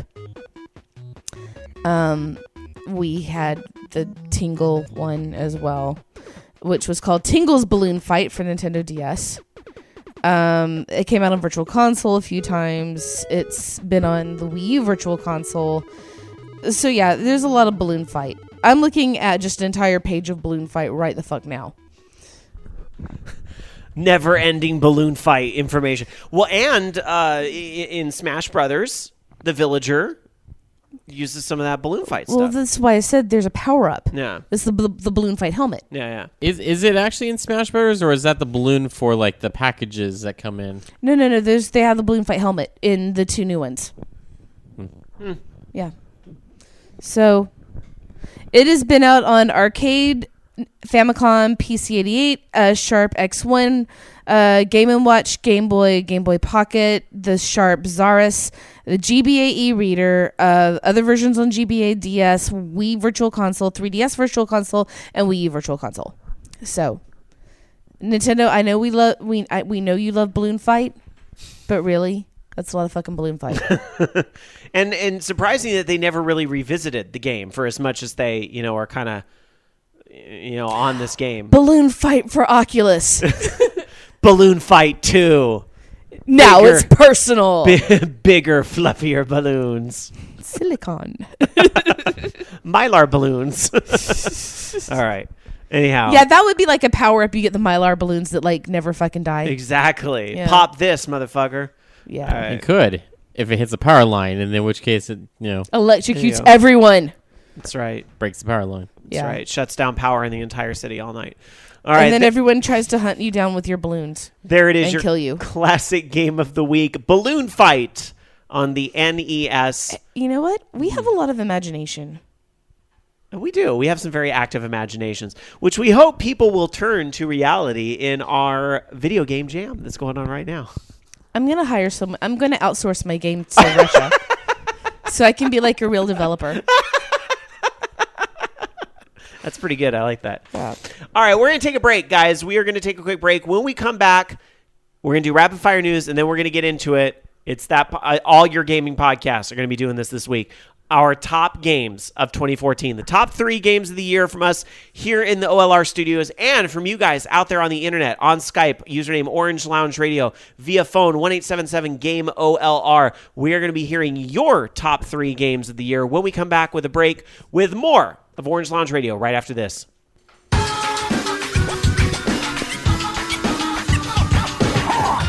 Welcome back, everybody, to Orange Lounge Radio, live on this Sunday, December the 28th, 2014, episode 581 of our show, currently in progress. We are about to get to our top 3 games of the year and your top 3 games of the year. I'm going to be able to call us on Skype here shortly. Username Orange Lounge Radio, all one word on Skype, or our phone number 1-877-GAME-OLR. But first, we have some rapid fire news to get to before we get to the big games of the year list. So, Loki, let's get to it. All right. Wasn't a whole lot this week, but let's start off with a cool cameo that's going to be happening with a couple indie games. You may remember well, actually, both these were Kickstarters at one time, but Road Redemption, which is in early access, and it's kind of like a spiritual successor to Road Rash. Well, they're going to get a cameo from Shovel Knight in that as well, and you can actually use Shovel Knight as a character in the game and hit people on motorcycles with the shovel, so that's pretty awesome. So check that out. I guess I think that's a free download that they're going to be including in there. If you're planning on pre-ordering the Resident Evil HD collection, or I should say the remake that they're doing in HD, on the PlayStation Network, you can actually get that as a cross-buy title. So if you don't have a PlayStation 4 yet, or maybe you own a PlayStation 3 and a PlayStation 4, if you buy it digitally, you will get it unlocked on both systems. So that's pretty awesome. It is only available, though, to pre-orders, so you have to purchase the game before it comes out. And looks like that will be coming out on January 20th, 2015. And then let's see. Last but not least, because of the whole hacking incident, Rockstar Games is extending their Grand Theft Auto Christmas event that they have going on for Grand Theft Auto Online, which includes some different outfits and stuff you can buy. Hopefully that means the snow, because I miss the snow again for the second time in the year. They always do snow around the holidays in the game, which is kind of cool. So, yeah. And I guess that'll be now available through January 5th. That's good that they are extending that. I hope some other games extend their holiday stuff, too, to kind of make up for that. Destiny, I think, was doing their event that they had going on. They're extending that out, but I didn't remember how long that was too. Dragon Age multiplayer, I know if you log on, you can get a like a Merry chest or something like that right now, and they extended that as well, so you can get that later. That's kind of nice. I cleared finally full cleared a map on Dragon Age multiplayer. That was hard. This is no joke, the Dragon Age multiplayer, but I finally did that this week. I have yet to play it. It's interesting. You should check it out. It's very different than the Mass Effect multiplayer, but sadly I'm on PlayStation 4. I've had to play with nothing but strangers, but I just turned the voice communication off and it's fine. Again, the nice thing is it's co-op, so for them to sit there and just say like "you suck," like is not going to make sense. Usually, help co-op people are a little bit more civil, exactly, unless you're really holding things up somehow. In which case, again, they're only going to end up hurting themselves. They start berating you, then you just quit, and then they have to play with one less person, which really is a hard thing to have in Dragon Age. So, completely off topic. Okay. I don't know if it's actually today, but is Stan Lee turned 92? I have no idea if today is his birthday, but that sounds about the right age. It's fucking intense. He's an antique. Yeah. He's a national treasure. He's not allowed to die. Never. Excelsior, then. Yeah, Excelsior, exactly. Him and Betty White should like collaborate. I'm not sure on what, but it would be awesome. They should stop, collaborate, and listen. Oh, you. All right. That's it for Rapid Fire News. That's it. That's all we got. Those three. I know usually Dark Soccer and I have something, but it was kind of a slow news week, guys. It's the holidays. So we're ready to get into, and instead of the Fugle question of the week, we're going to invite you guys to participate tonight. By the way, Tiger Claw in chat says, you're right, 92 years old today. It gives a little link there if you want to see that in our chat room. All right. We're going to invite all you guys to participate with this segment tonight. It is the Reciquit. You must do this. We've been doing this show for what? We're going into our 13th year next year. Oh my 92 God. years since Stanley was bored. You guys, when we started this show, Stanley was only 80. Dude, I gotta say, he looks great for 92. He does. Like, he doesn't. And he still goes to all these cons and I want to everything. know what's funny, actually. All right. He, the guy, crap, why did I forget his name? Joe Simon, who created Captain America. Mm-hmm. Stan Lee was like an intern when he was drawing comics. Wow. So Wow. he's actually mentioned in his book. And they're saying in chat, Tiger Claw and Jason are saying it was actually yesterday. His birthday was yesterday. Close enough. You know what? When you're 92, your birthday can go for an entire week. I think that's acceptable, actually. So there you have it. Anyway, all right. Are we going to talk about Stan Lee for the rest of the show? Or are we going to do our top 3 games? You know Well, what? Don't answer that. Don't answer that question. I was gonna say, ironically, if you do still are gonna play my fortune cookie message of the week, it's so appropriate, and I didn't even realize it. All right. Well, you'll have to wait till the end of the show for that. All right. For now, though, it is time to get into our top 3 games of 2014. Do we have a bumper or something for that? I feel like we need like a Bump, bump. we need like a bump, CNN or whatever bump, style bump. like graphic. This is all I was able to get on our budget.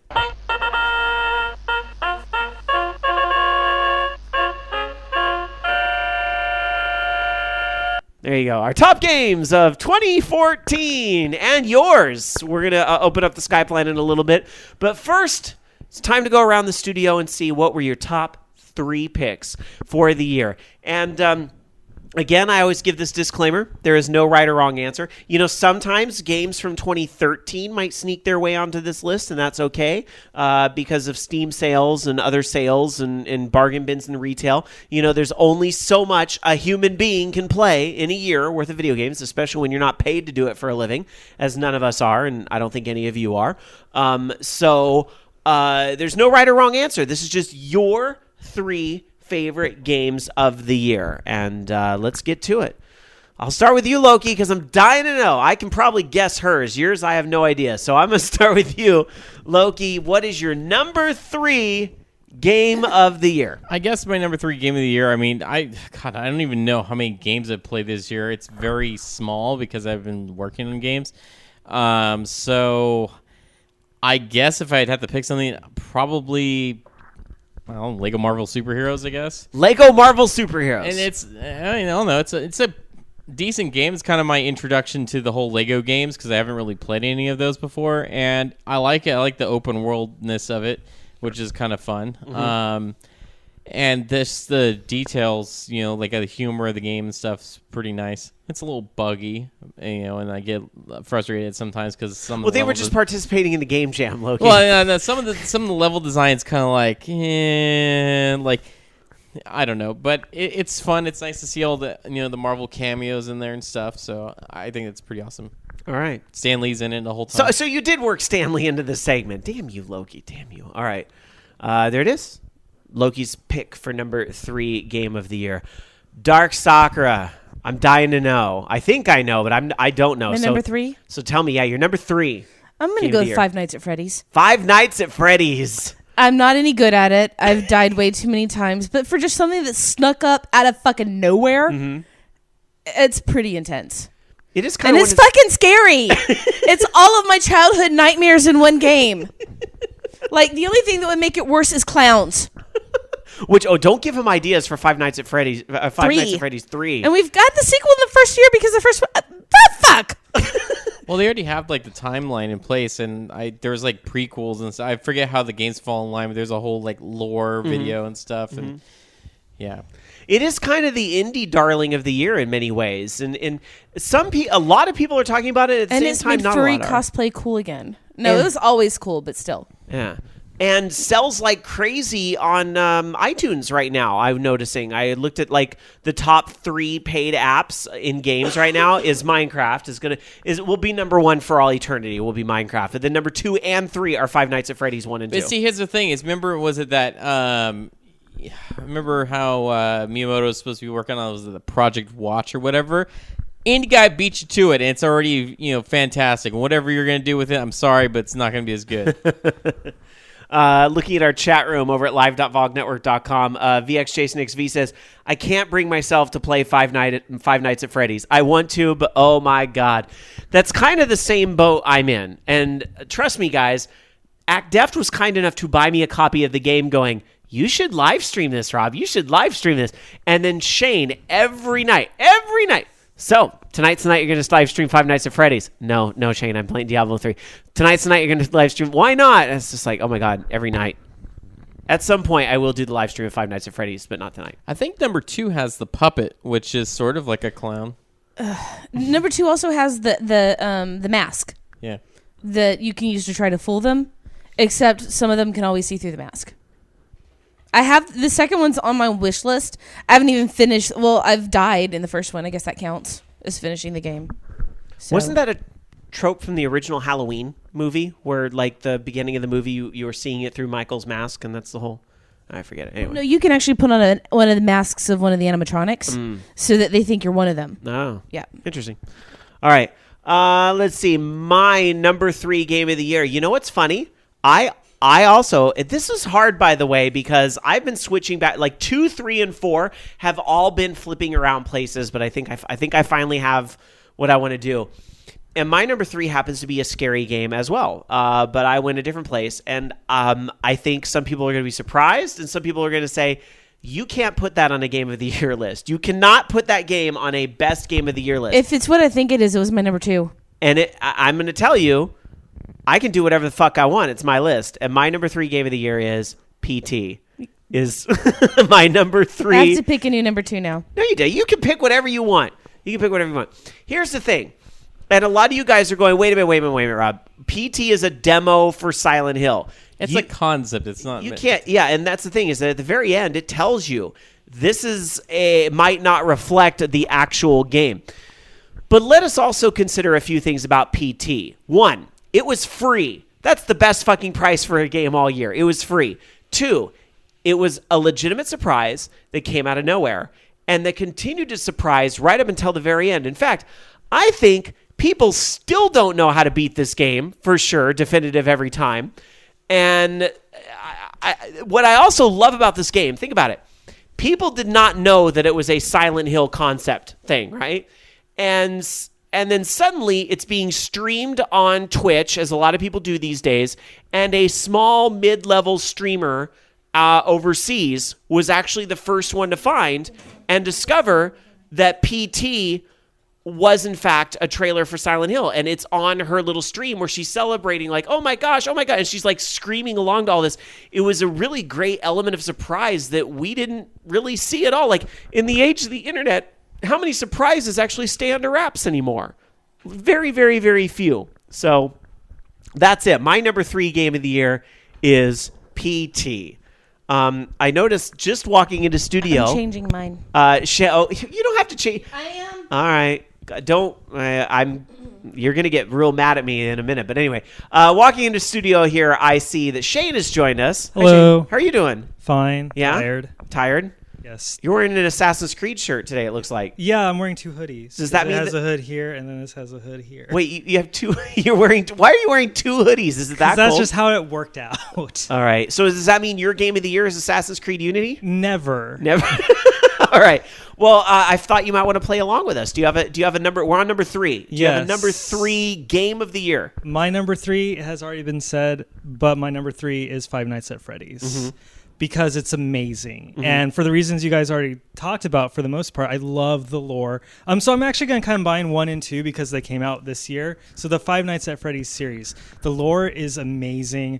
It's frightening as all get out. I played over at Flacco Jones's place with him and his wife, and there was lots of screaming going on. It was so good. I loved it. It's really fun. I'm anxious to see a third game. And even today on my lunch, I was reading just stuff about Five Nights at Freddy's because it's really engrossing.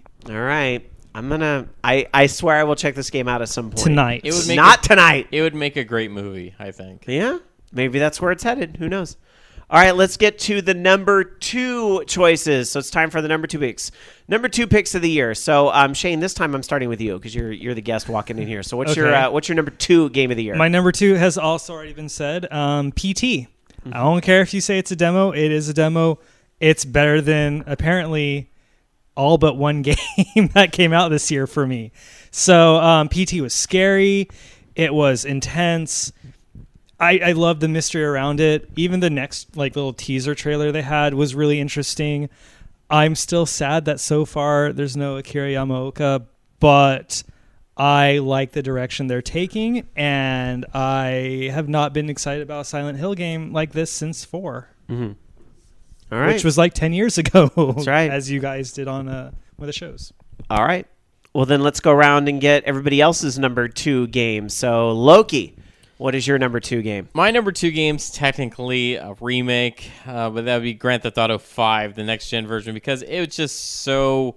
They took a great game already that was just kind of phenomenal and just took it even further. And They literally turned it to 11. Seriously, yeah. It's going to be awesome, and I love the fact that they're going to have DLC coming out hopefully sooner than later because it's been forever. But it just looks amazing on next-gen, or current-gen, I guess.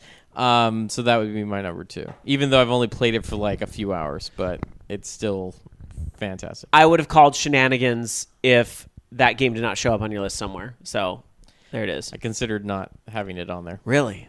Shenanigans. All right. Dark Sakura, your number 2 pick for My number heart 2 game still of the year. says PT. Then go with PT. Because I kind of have a sort of a middle one that also goes with it. Mm-hmm. Goat Simulator. Your number 2 game is Goat Simulator. It's Goat Simulator. Awesome. I love PT, and it stands in its own little category in my heart. But I will go with Goat Simulator because goat. Meh. Meh. Is it just because you love goats, or is it just because... Goats are adorable. You shut up. I liked Goat Simulator a lot, too, because it was just... Meh. It was, it was kind of like the video game you just wanted this in a game. Meh. Meaning that, you just do whatever the hell you want, and you get points for acting like an asshole. That's what Goat Simulator is. What? Meh. Speaking of acting like an asshole. All right. Meh. Well, I'm about to act like an asshole, too, because Jamie's going to be very upset when she hears my number 2. You're going to pick my number 1. I know I'm going to. I'm totally going to, but you know you're what? A bitch. I have to. Hearts. You can't have me change this. This really is my number 2 game of the year. It's a great game with a lot of depth, and honestly, even in its single player mode alone, it would be a contender for top game of the year. But then that there's this whole second game that's tacked onto it that, although might not be as enriched as some that have come before it, I still think this game is definitely deserving a lot of the accolades it's going to get, including one from probably Dark Sakura here in about 2 minutes. But my number 2 game of the year is Dragon Age Inquisition. Meh.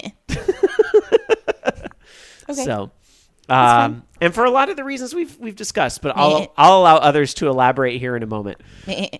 Loki, your number 2 game of the year. I already did. I'm sorry. What? Game. Derp. Shane. We're getting to number 1s now, right? Yes. Number 1s. This is it. Number 1 game. Do the best. thing.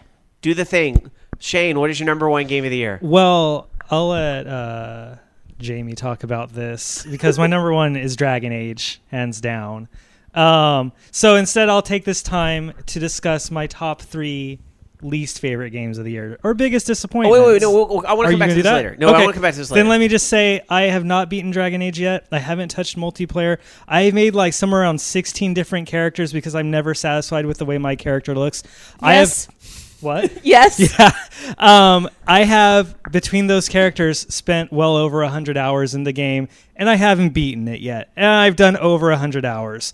So this is by far my number 1 favorite game of the year. Nothing comes... Well, PT came close. Came close. Very, very close. But Dragon Age won. All right. Well, Loki, don't mind me if I go out of order for a minute here, but now seems like a good Oh time my to... God, something just occurred to me. If you would have switched to PT, we'd have had the same list. That would have been, yeah. unless. Now, wouldn't it be cool if one of the mounts in Dragon Age Inquisition was a goat? It's getting dangerously close to sheep, and I can't do that. All right, I'm going to skip around in a different order because I just have this funny feeling that Dark Sakura should probably tell us her number one at this time. So, Dark Sakura, what is your number one game of the year? Transistor. I'm kidding. You thought about that one. You were thinking about I that did. one. Transistor was really good. Plus, I'm playing it on my Mac, so it makes me happy. No, it's Dragon Age Inquisition. I'm at my current playthrough. I'm at 68 hours. I am putting off the inevitable because I'm doing the Soulless romance, and everyone who has been paying attention knows that my heart is going to be ripped out of my chest, stepped upon, shat upon, and kicked across a cow field so it will land in more shit. Because Soulless. So, Oh, it's in the name, Soulless. I will need Soulless after that. Haha. Anyway, I've really been enjoying the game. I've been exploring everything, and I've also tried to break the game. I've decided that I'm not modding it until I beat it, and I'm probably not going to beat it for at least another 40 hours. Because I'm going to do everything so that the last thing I do is have my heart stepped on before I beat it. But in 40 hours, how long is that in like actual days you're going to play it? Because I'm giving myself until March to beat it because I don't think it will be before March. I remade it after... I remade my Inquisitor a few times until I found the one I liked. After playing it for 4 days. Mm-hmm. And then since then I've been playing, but I've been playing only a few nights after work, except when I had the flu. I see. And I played drunk. That was funny because I kept getting motion sick. Oh, I could see that in that game. I've decided that if I could live anywhere in that world, I would move into the Emerald Graves, have a tent there, and just poke people in the eye until they left me alone. Even on my 70-hour playthrough that I just ditched recently, I don't think I ever made it there because I'm so bad. I'm in the hissing wastes now, and I just keep thinking, why do they call it that? Do just people go around going, sss? Probably. Yeah, it's the Templars. All right. Always kill the Templars. Always Yes. side with the mages. Yes. All right. Always romance Soulless if Now- you're a female elf. Now that we've gotten all the Dragon Age out of our list, because I have this funny feeling Loki probably didn't name it as number I one. get to ride around on a But who giant knows? elk. I haven't played it, so it's I'm a about- good bet. Well, we're about to find out. Loki, what is your number one game of 2014? My number one game of 2014 is probably the one I talked about the most, which would have been Goat Simulator. Wow. I'm really surprised at how many common trends we're seeing. All right. Well, I didn't play that much this year, so I mean, it's Sure. it's- This is hilarious. It's because I mean they have, they've been doing updates for it, and they've added so much content to the game, and now they have the online MMO simulator or whatever with the microwave class. That's a microwave with feet walking around. So I mean, it's awesome, and it's such a silly broken game, and I love that. Can't wait to play it on console because my computer doesn't run it very well. Awesome. Well, there it is. Number one game of the year. All right. Well, mine, I guess, is going to be somewhat of a unique pick because nobody had it on their list anywhere. In fact, this entire console was sorely underrepresented on our list here for how well I think the Wii U did this year. And Nintendo, as a developer and a publisher, have done very well this year. They're all they've got on their own console, and they're giving people reasons to buy a Wii U this year. And they've obviously had a lot of strong titles, and some of you may be surprised at which one of the Wii U titles I'm going to pick to sort of represent as my game of the year. But I really think in looking back as to what game came out that really made people go, oh shit, I should really think about getting a Wii U. What game is just so much fun, which is what a video game should be, so much fun that practically anybody can pick up a controller and jump right into this game.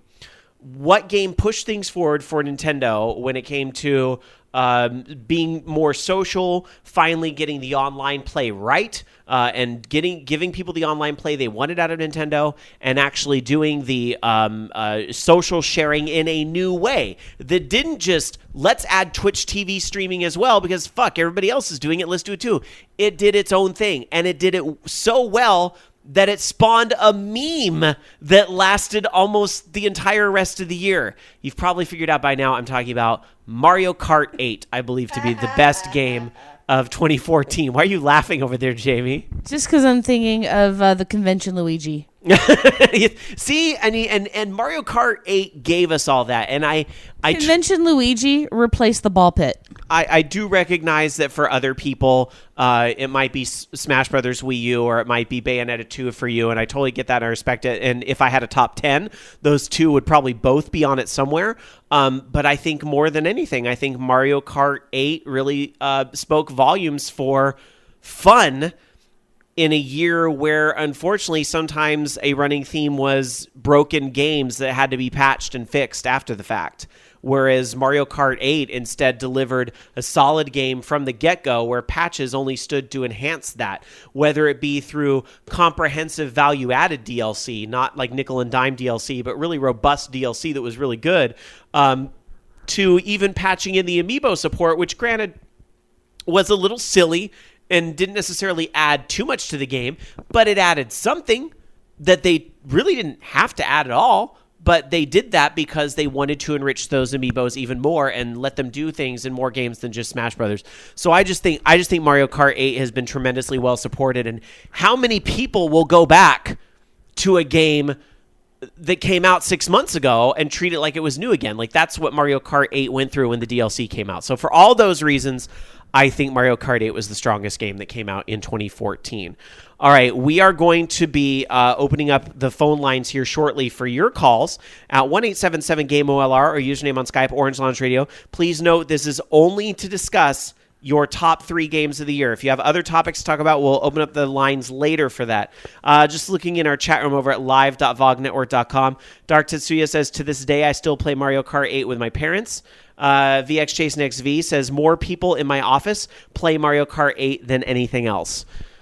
While we open up the line and we get to some calls here shortly to discuss your top 3 games of the year, Shane, I want to check in with you because you wanted to be the downer. No, I didn't want to be the downer. I'm just going to stop you right there and talk over you. You're very good at that. I am. So I thought it would be more interesting to have a your biggest gaming disappointments of the year, because everybody finds the ones they like, but rarely do you get a list of ones you just hate. So right. I came up with 3 that I hate. And we'll get to that right after this call because we got a call coming in.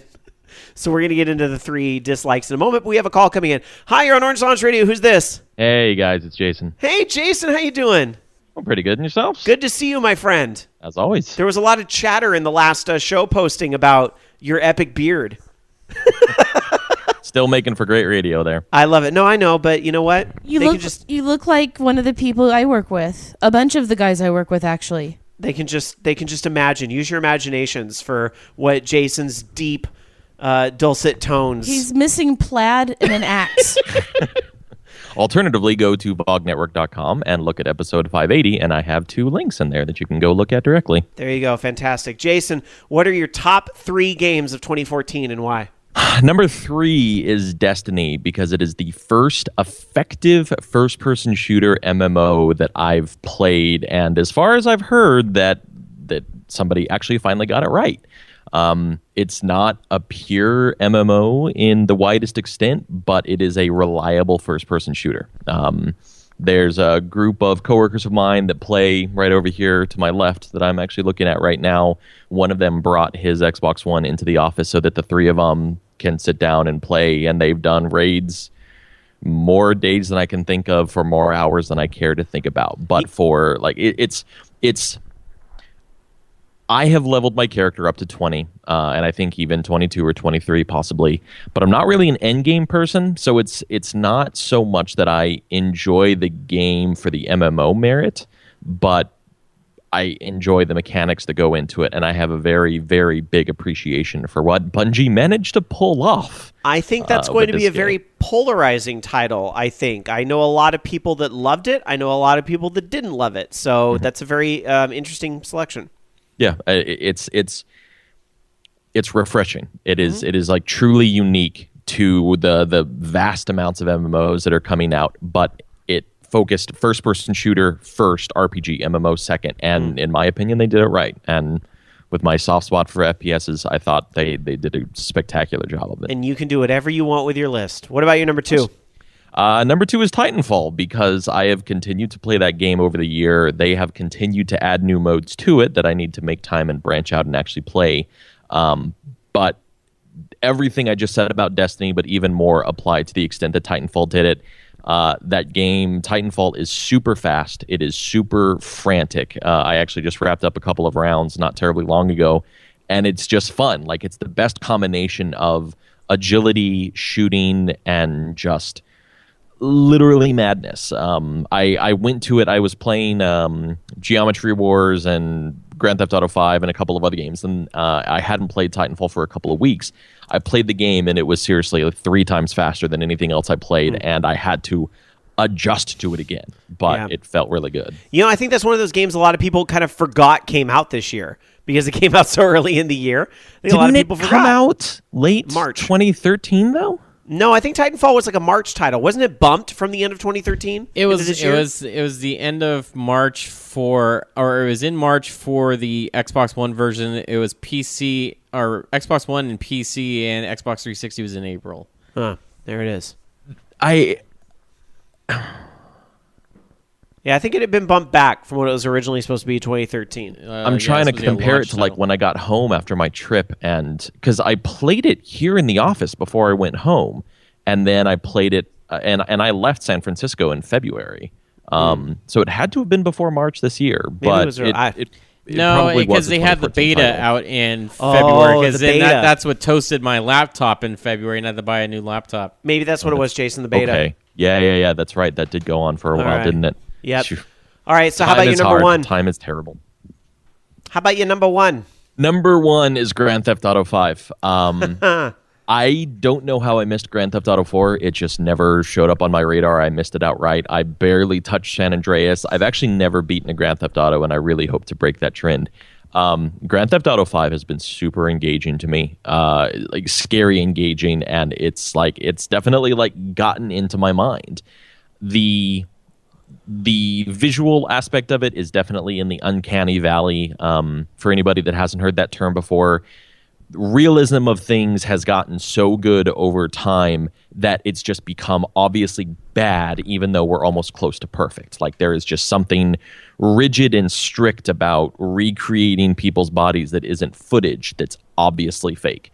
Grand Theft Auto 5 is right in the uncanny valley as far as the look of humans, but the acting, in the voice acting, the dialogue, the storyline, and as exaggerated as Grand Theft Auto 5 is, it is consistently exaggerated in a way that just feels really, really good. I've really enjoyed playing it, and like I said, I definitely need to beat that story for once. Out of curiosity, are you playing Grand Theft Auto 5 in first-person mode?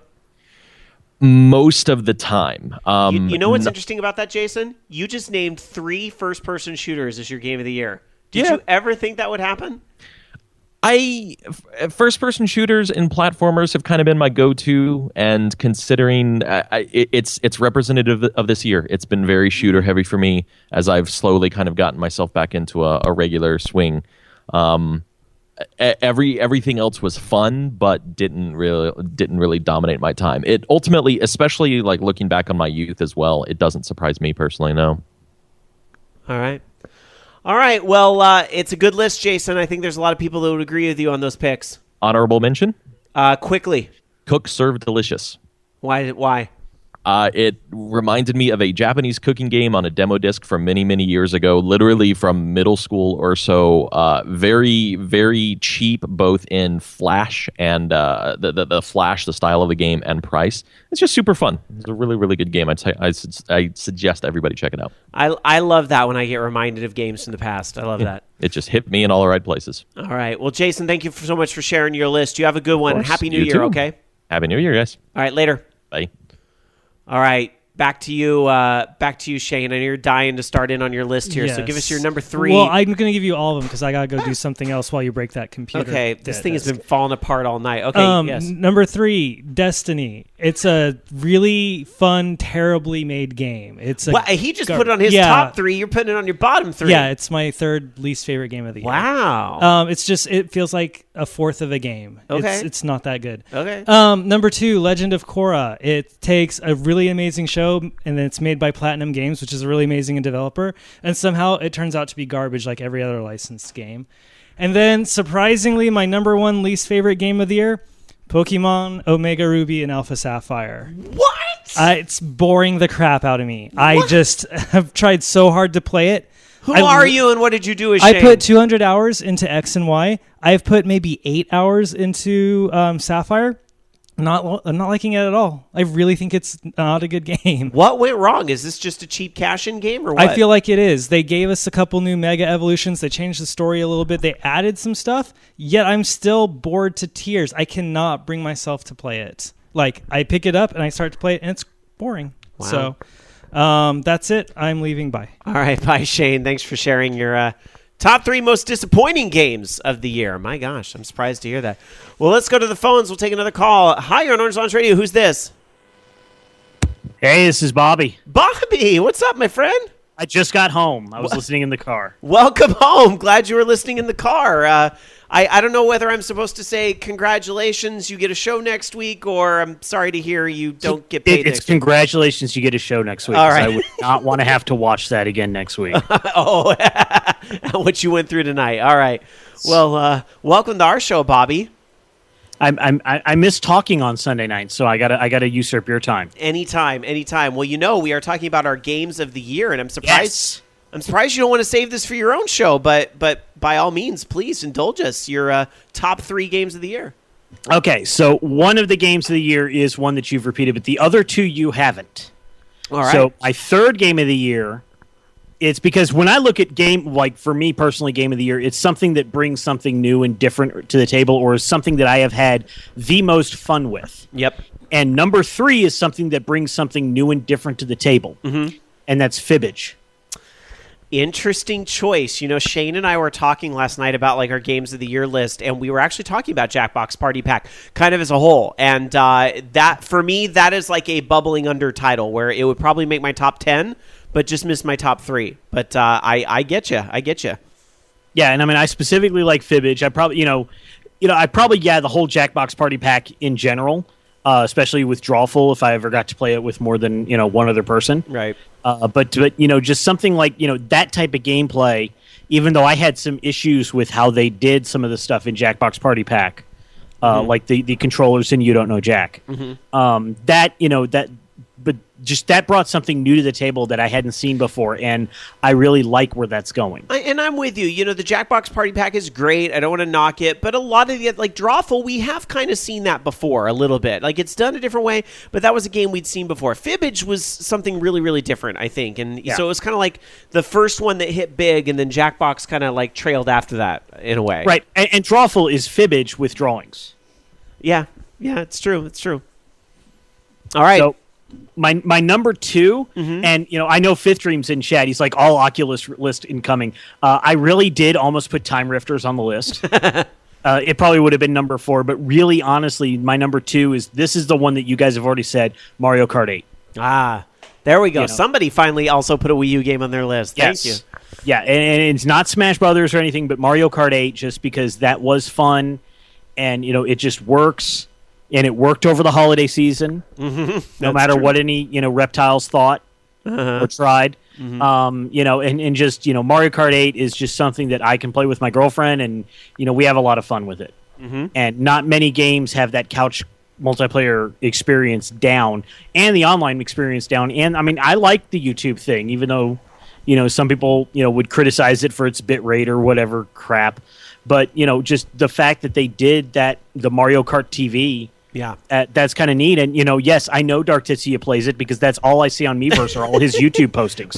But that's why it's such a good game of the year, is that it's still going after all these months. And I know there's a lot of people out there that are going to be like, why aren't you talking about Smash Brothers, or why aren't you talking about Bayonetta? And I'm kind of like, there's something about the accessibility level and the avalanche that Mario Kart 8 started that those other 2 games can't really speak to in the same way. And I'm not knocking those games. Those both, again, when we talk about bubbling under, both of those other games would make my top 10. But there's something about Mario Kart 8 that really makes it my number 1. I think that YouTube thing in particular, I love. And sometimes Nintendo does this wrong, and sometimes they do it right. But instead of copying what the other guys do, they march to the beat of their own drum, and that's Miiverse. And this YouTube thing was, I think, born of that as well. And I think those highlight reels are actually pretty darn amazing. And my brother, he's not that much of a gamer, but he did just get a PS4 and a Wii U. Mm-hmm. He's a little bit of a gamer, but he's not like he wouldn't be somebody who listens to our shows or anything. Right. But I got a Mario Kart 8 for Christmas. Nice. So that was like the game. He's like, "Is this really good?" I'm like, "Yes, it's really good. You will enjoy it." So that says a lot. That I feel comfortable suggesting it to my non-hardcore gamer friends. Mm-hmm. Well, I'm going to check in next Dragon Con and see what he thought. Yeah. All right. Well, how about your number one, Bobby Blackwolf? My number one game is the game nobody here has played. I know. And I think it's a shame. It is a crying shame. And the retweets that I got on the VOG Twitter when I posted about this from the developer mean that they also believe this, the Talos Principle. Mm-hmm. This is it's a first-person puzzler game. It's you could say it's like Portal, but A, there's no portals, and B, there's not really that much humor. I almost in bought it today. Actually, I saw that and I was like, maybe it was on that Steam feeds or whatever that they give you like some suggestions or something. Yeah. And you know what I say earlier? We can't play everything. We don't have time for everything. But Bobby is explicitly saying, make time for this. Yes, it's a great puzzler, and it's got a really interesting story underneath. Mm-hmm. And it's not a funny story, but it is a very interesting story. And I mean, it helped me get through the puzzles because some of those puzzles are damn hard just to be able to get to the next part of the story. Mm-hmm. Which is in games a lot of times as I get older, I'm like, I don't care why I'm fighting, just get me to the next fight. Right. And this is a game that is like I hate the fact I have to do these puzzles. Because I want to know what happens next in the story. Mm-hmm. And these puzzles are damn hard. Mm-hmm. It's not Portal was a 4-hour game. It took me 23 hours the first time to go through it. This sounds amazing. I love puzzle games, and I'm back. Have you? Where'd you come from? Have you heard about this game, the Talos Principle? No, but this seems like it's by the Serious Sam people. Mm-hmm. That means nothing to me. But it sounds like something I would like to check out for sure because I love puzzle games and. Making it first person adds a different sort of depth to it that I think would be fun. And Bobby's saying enough. Too many people aren't checking this out. That's the problem. I gave it an A+ review on VOG, and the only two bad things were the puzzles are hard, but get over it. Oh, I love that. I love really ridiculous puzzles. So. And the second one was you haven't played it yet. It's true. Wow. Well, that's a good list, Bobby. So there you go. There you go. Do you want to now? Shane came out with his disappointing list. Do you have any games you want to throw out there that maybe disappointed you a little bit? Because I know I have at least one, maybe two. The security of Xbox Live and PlayStation Network. Fair enough. When we were talking last night about disappointing things, I was going to say, can one of my games start with a hashtag? But then I was like, maybe I don't want to go there. I was going to say there's one I haven't played yet, and that's why it's kind of disappointing. Was Drive Club because apparently it was a mess. Yeah, that's a good point. Yeah, well, actually, and for me, The Crew. Oh. Yeah, because The Crew, it's I loved a lot of the concepts in it because The Crew does their online multiplayer a lot like Destiny, which a lot of people don't like. The faux MMO type of thing, but The Crew is just it's too difficult if you're playing alone. If you're playing with people, at least if one person is good, you can get through. If you're in a crew with other people, but if as a single player game, if you're not top notch, you're not going to get far in that. And that was kind of disappointing to me because I liked everything about The Crew except for the difficulty level. Mm. It was just a little bit too much. And there were other people that had the same complaint as I did. So it's not the whole Bobby Blackwolf mode joke, meme that we do. Right. It actually is. It's a legitimately difficult game, which is great for a lot of people. But it does cut out people like me. So it's more of a personal disappointment, maybe not a game disappointment. Sure. As much. That's fair. Totally fair. Bobby, so great to hear from you. Everybody should check out the Bobby Blackwolf Show. You want to tell people quickly about that interview you had tonight, which will be on the podcast feed? Yeah, so I interviewed. This was the All Oculus Rift show because I had an interview scheduled for tonight, and then the sports ball stuff got moved, and I wish it didn't. But and I wish I wasn't there. But that's a whole other story. But it was with Aaron Lemke. He's with Unello Design, and he did a virtual reality experience a relaxation experience. So it's not exactly a game, but it is basically you're floating down a river. And he's done a bunch of these virtual reality experiences. So we talk about that. We talk about the future of the quote-unquote experience genre, which is not something you see in normal games because you don't get that type of thing from a monitor. So we talk about the experience genre. We talk about his games, what's next for him, and reminisce about some old stuff going on. So we talked for I think it's about a 30-minute show. Yeah. And that was about it. And it aired earlier tonight, and it'll be on the podcast feed later this week. And it was really a cool interview and kind of eye-opening to see his perspective on things. We're going to get into predictions a little more next week, but, just to give you guys kind of a sneak peek of something I really think is going to be true for 2015, just because Bobby is kind of the VR expert of the network. And, going into 2015, one of the things I would probably say, I don't know if I would be so bold to say this is a prediction, but I kind of really feel like next year is really the year we're going to see if VR is the next big thing. Would you agree with that, or you think no, Rob? We already kind of know the answer to that. See, the thing is, I don't know if it's going to be 2015 or 2016 when we'll see it. Mm-hmm. I am not as convinced that a consumer-ready product is going to be available in 2015. Because, to be honest, the Oculus consumer-ready version of the Oculus Rift was supposed to be out this holiday season. True. Initially. And they bumped it back, and we have no clue. They say 2015. I don't think so. Because I see how bad the Dev Kit 2 runs on my system. Right. And the Dev Kit 1 ran great on my system. So, I see kind of where they're going with the Gear VR. And see some of the more consumer-focused things that they're doing. But I still think it's got a long way to go, and I don't think it's going to be in 2015. I hope I'm wrong. Yeah. I absolutely hope I'm wrong, and I hope that it comes in great in 2015 and everybody loves it. Mm-hmm. But I would not be surprised if the consumer VR comes out in 2016. Well, then I'm also thinking about Morpheus, a very likely thing that's going to happen a holiday 2015. But again, yeah, it would be fair to say, but we don't know for sure. That also could be something that gets bumped to 2016. You're right. But if both those devices are out for holiday 2015, I'm so curious to see how the market responds. So curious. Yeah. Well, and the good thing that makes me happy is that I did read that Oculus has actually talked to Sony and had meetings with Sony. Not because they're working together, but because Oculus actually does not want Sony to, quote-unquote, poison the well.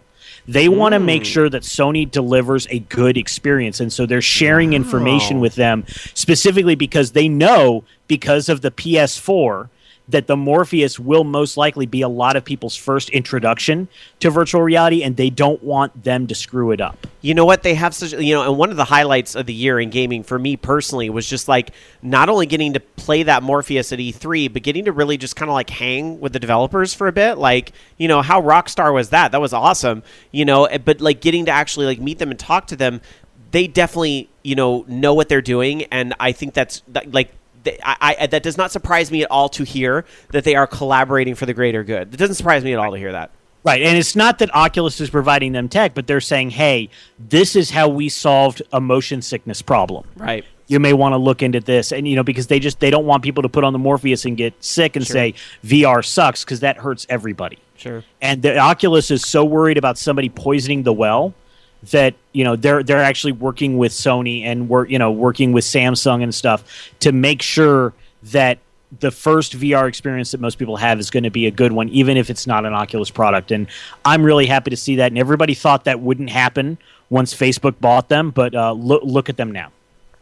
How many times has the word Facebook been used in a conversation about Oculus since that initial news? Like, it's very rare. So it does seem like Oculus is getting to kind of grow and do their own things. That's great. But anyway, Bobby, love having you on the show. I do want to let you go so we can get some more people on the line, though. But this was the segment for just the top threes. I know, right? Everybody call in with more of your top threes, and I hope next year one of our video game jams will be your top three. All right. We'll hope so. See you guys. See ya. Take care, Bobby. I have a 1.5 actually. What's that? Pixel shits. I seriously considered Pixel shits. I seriously considered Pixel shits for the top three, but I couldn't justify it. It would seem biased. Anyway, we're gonna get to another call here. Hi, you're on Orange Lounge Radio. Who's this? Hi, this is Reginator. Hey, Reginator, buddy. How you doing? Good, how are you? Good. Talking about the top 3 games of the year. Your 3 favorite games of 2014 and why, sir? All right, well, I'm going to have to fudge my list a little bit because I got very few games that actually came out this year. But here goes. In no particular order, I'm going to have to say Pinball FX2. Okay. Technically, that game didn't come out this year, but they released DLC for it this year. Yeah, a lot of tables come out this year, so a lot of people discover it this year. That's fine. Yeah, I particularly like the Venom table, the South Park table, so on and so forth. Sure. Those are really great. My second game would be Geometry Wars 3 Dimensions. That's a really great game. It's probably in my top 10 as well. Yeah, it's ever since I got rid of my Xbox 360, I've been kind of missing Geometry Wars 2, which is a game that never came to Steam. But Geometry Wars 3 certainly makes up for that. Yeah. It has all the same modes, and then some. And let's see, trying to find my third game here. I had everything. Oh yeah, it's like you guys. I'm nominating Geometry, or not Geometry. You liked it so Goat much, you're putting it Simulator. on your list twice. I'm just kidding. Yeah, Goat Simulator. It's just one of those games that's so weird. It's actually amazing. This is very interesting that Goat Simulator, of all the games from this year, is doing very well on the OLR top threes all around. That's but at the same time, I'm also not surprised to hear that. It's just such a quirky, fun, different experience. I think that is definitely a common theme you're hearing about a lot of these choices that we're picking. Fun. These games are fun. Mario Kart 8 is fun. Goat Simulator is fun. Dragon Age is heartbreaking, but that's fun for some people. So there it is. Scaring the shit out of your friends in Five Nights at Freddy's is fun. Which is what you're doing tonight after the show. No, I have to work tomorrow. It doesn't Sit down, matter. be quiet. So all right. You can cry yourself to sleep. All right. So anyway, Spaznator, thank you very much for sharing your list. I know you probably are getting a real kick out of the Steam sales going on right now, right? Well, I'm trying to. I've been basically broke, so I can't really buy anything per se. The only reason I even got some of the games I do is because I've been selling some of the trading cards, for nickel here, a dime there, and been, sending out games that way. In fact, I've got pretty much everyone gear cracked for Christmas. I would have given everyone something a little bit more substantial, but it's best I could do. So a game's a game, and sometimes the really cheap ones actually are a lot of fun. About a year ago this time, Super Hexagon was like 29 cents, and that game was amazing. So I will say this though, if you are able to squeeze out like $2, I think it's like $1.50. That Love game I talked about earlier is pretty rad and is worth a look. But $101. $1. If you can squeeze out $1 and a penny, that might be a game to check out. Anyway, my friend, I got to let you go to try to squeeze some more calls in, but thanks so much for calling and sharing. Sure. Take care. All right, have a good one. You too, buddy. Bye-bye. All right, we have some more calls coming in. People want to share their lists, and I don't blame them whatsoever. So we have another call on the line. Let's get to it. Hi, you're on Orange Lounge Radio. Who's this? Yeah, what's up? This is Kai Judo. Hey, Kai Judo. I love your avatar. You got a Heathcliff now, right? Yeah, that's not one of my, but probably my favorite cartoon of all time. Can you still sing? Watching it. Can you still sing the theme song? I can sing it, but I still don't know what the hell the words are. There's some parts to it where I'm like, what the hell are they saying? Heathcliff, no one should terrorize his neighborhood. All right, anyway. Yeah. But there's a part where they show Hector Wordsworth and Mongo, and there's something about Speedy something. I never knew what the hell they said to this day, and I kind of don't want to know because it'll probably ruin my childhood because I have just fun memories, just remember being a kid trying to figure out what the hell they're saying in that song. So I know I can easily Google the lyrics, but I actually don't want to. We all have that rap from our childhood. It's just better off we don't understand. For me, it's Paula Abdul's Cold Hearted. Just today, I've learned part of the lyrics to MIA's Paper Planes. I'm like, I thought that was something else. And I'm like, oh, that's what they're saying. Okay. Or the rap and Erasure's version of Take a Chance on Me. Like, literally, what the hell is she saying? Anyway, we could talk about these raps all day, but we want to talk about your top 3 games of 2014. So, Kaijudo, your number 3 and why? All right, my number 3 is going to be Fantasy Life for the Nintendo 3DS. Interesting. I don't know if any of you ever played it, but it's a great game. It kind of flew under the radar, and I'm just having a ton of fun with it. I don't see myself ever stop playing this game for a while. Mm-hmm. I have heard a lot of good things about it. I've not checked it out personally myself. I always think people are, not you specifically, but I always think people are talking about Tomodachi Life, but I realize they're very different games. Because actually, I got to say, Tomodachi Life would probably be on my list of 3 disappointments. If I had done a list of 3 disappointments, that particular game would have shown up there. But anyway, I don't want to digress because they are very different games, and I've heard a lot of great things about Fantasy Life. So, yeah, it's like an MMO in your pocket. That's awesome. I mean, it runs like any of your standard MMOs, but it just has a lot of charm to it. And I love the job system in it because you can change jobs whenever you want. You can explore with your friends locally or online. I think there's even voice chat. I'm not 100% sure, but I think it might have voice chat in it as well. And the story is great. This is like the first, probably one of the first games I've ever played that's all text-based where I actually sat there and read everything, because usually I'll just start pressing B or A just to skip everything, because it's always the same story. The guy loses his memory, he has to regain it, and he meets all these characters on. It's always that. I mean, it still has that stuff. I mean, you don't know who you are, but it's actually pretty funny. A lot of dialogue in it. There's a little butterfly that follows you. She's really funny. Well, my shopping list is growing thanks to tonight's show, but we'll move right along and get your number 2 game of the year and why. Number 2 is actually they're actually 2 games, but I believe that they're kind of like companions. So I'm just going to say Smash Brothers for the 3DS and Smash Brothers for the Nintendo Wii. Fair enough. I would agree with that notion. So why these games? Just for the simple fact that it's like they basically they did something to Smash Brothers that I didn't think that they could actually do, and that was just make it fun all over again. It feels like I'm playing it back on the GameCube again. Like I played the other Smash Brothers before that, and I mean, they just felt like a continuation, but this one actually feels like a fresh new game, and I don't know how they actually did that because it's actually the same game that's been around since 1999 or 2000. Mm-hmm. But it just feels new and fresh, and it's not so much the 8-player Smash. I don't really play that, but I don't know. It's just something about it that just makes it feel new and fresh. Maybe it's because it's on the Wii U. I don't know, but it just feels different. It doesn't feel like past Smash Brothers games. Not even the Wii Smash Brothers game. I hear you. All right, your number 1 game of the year and why?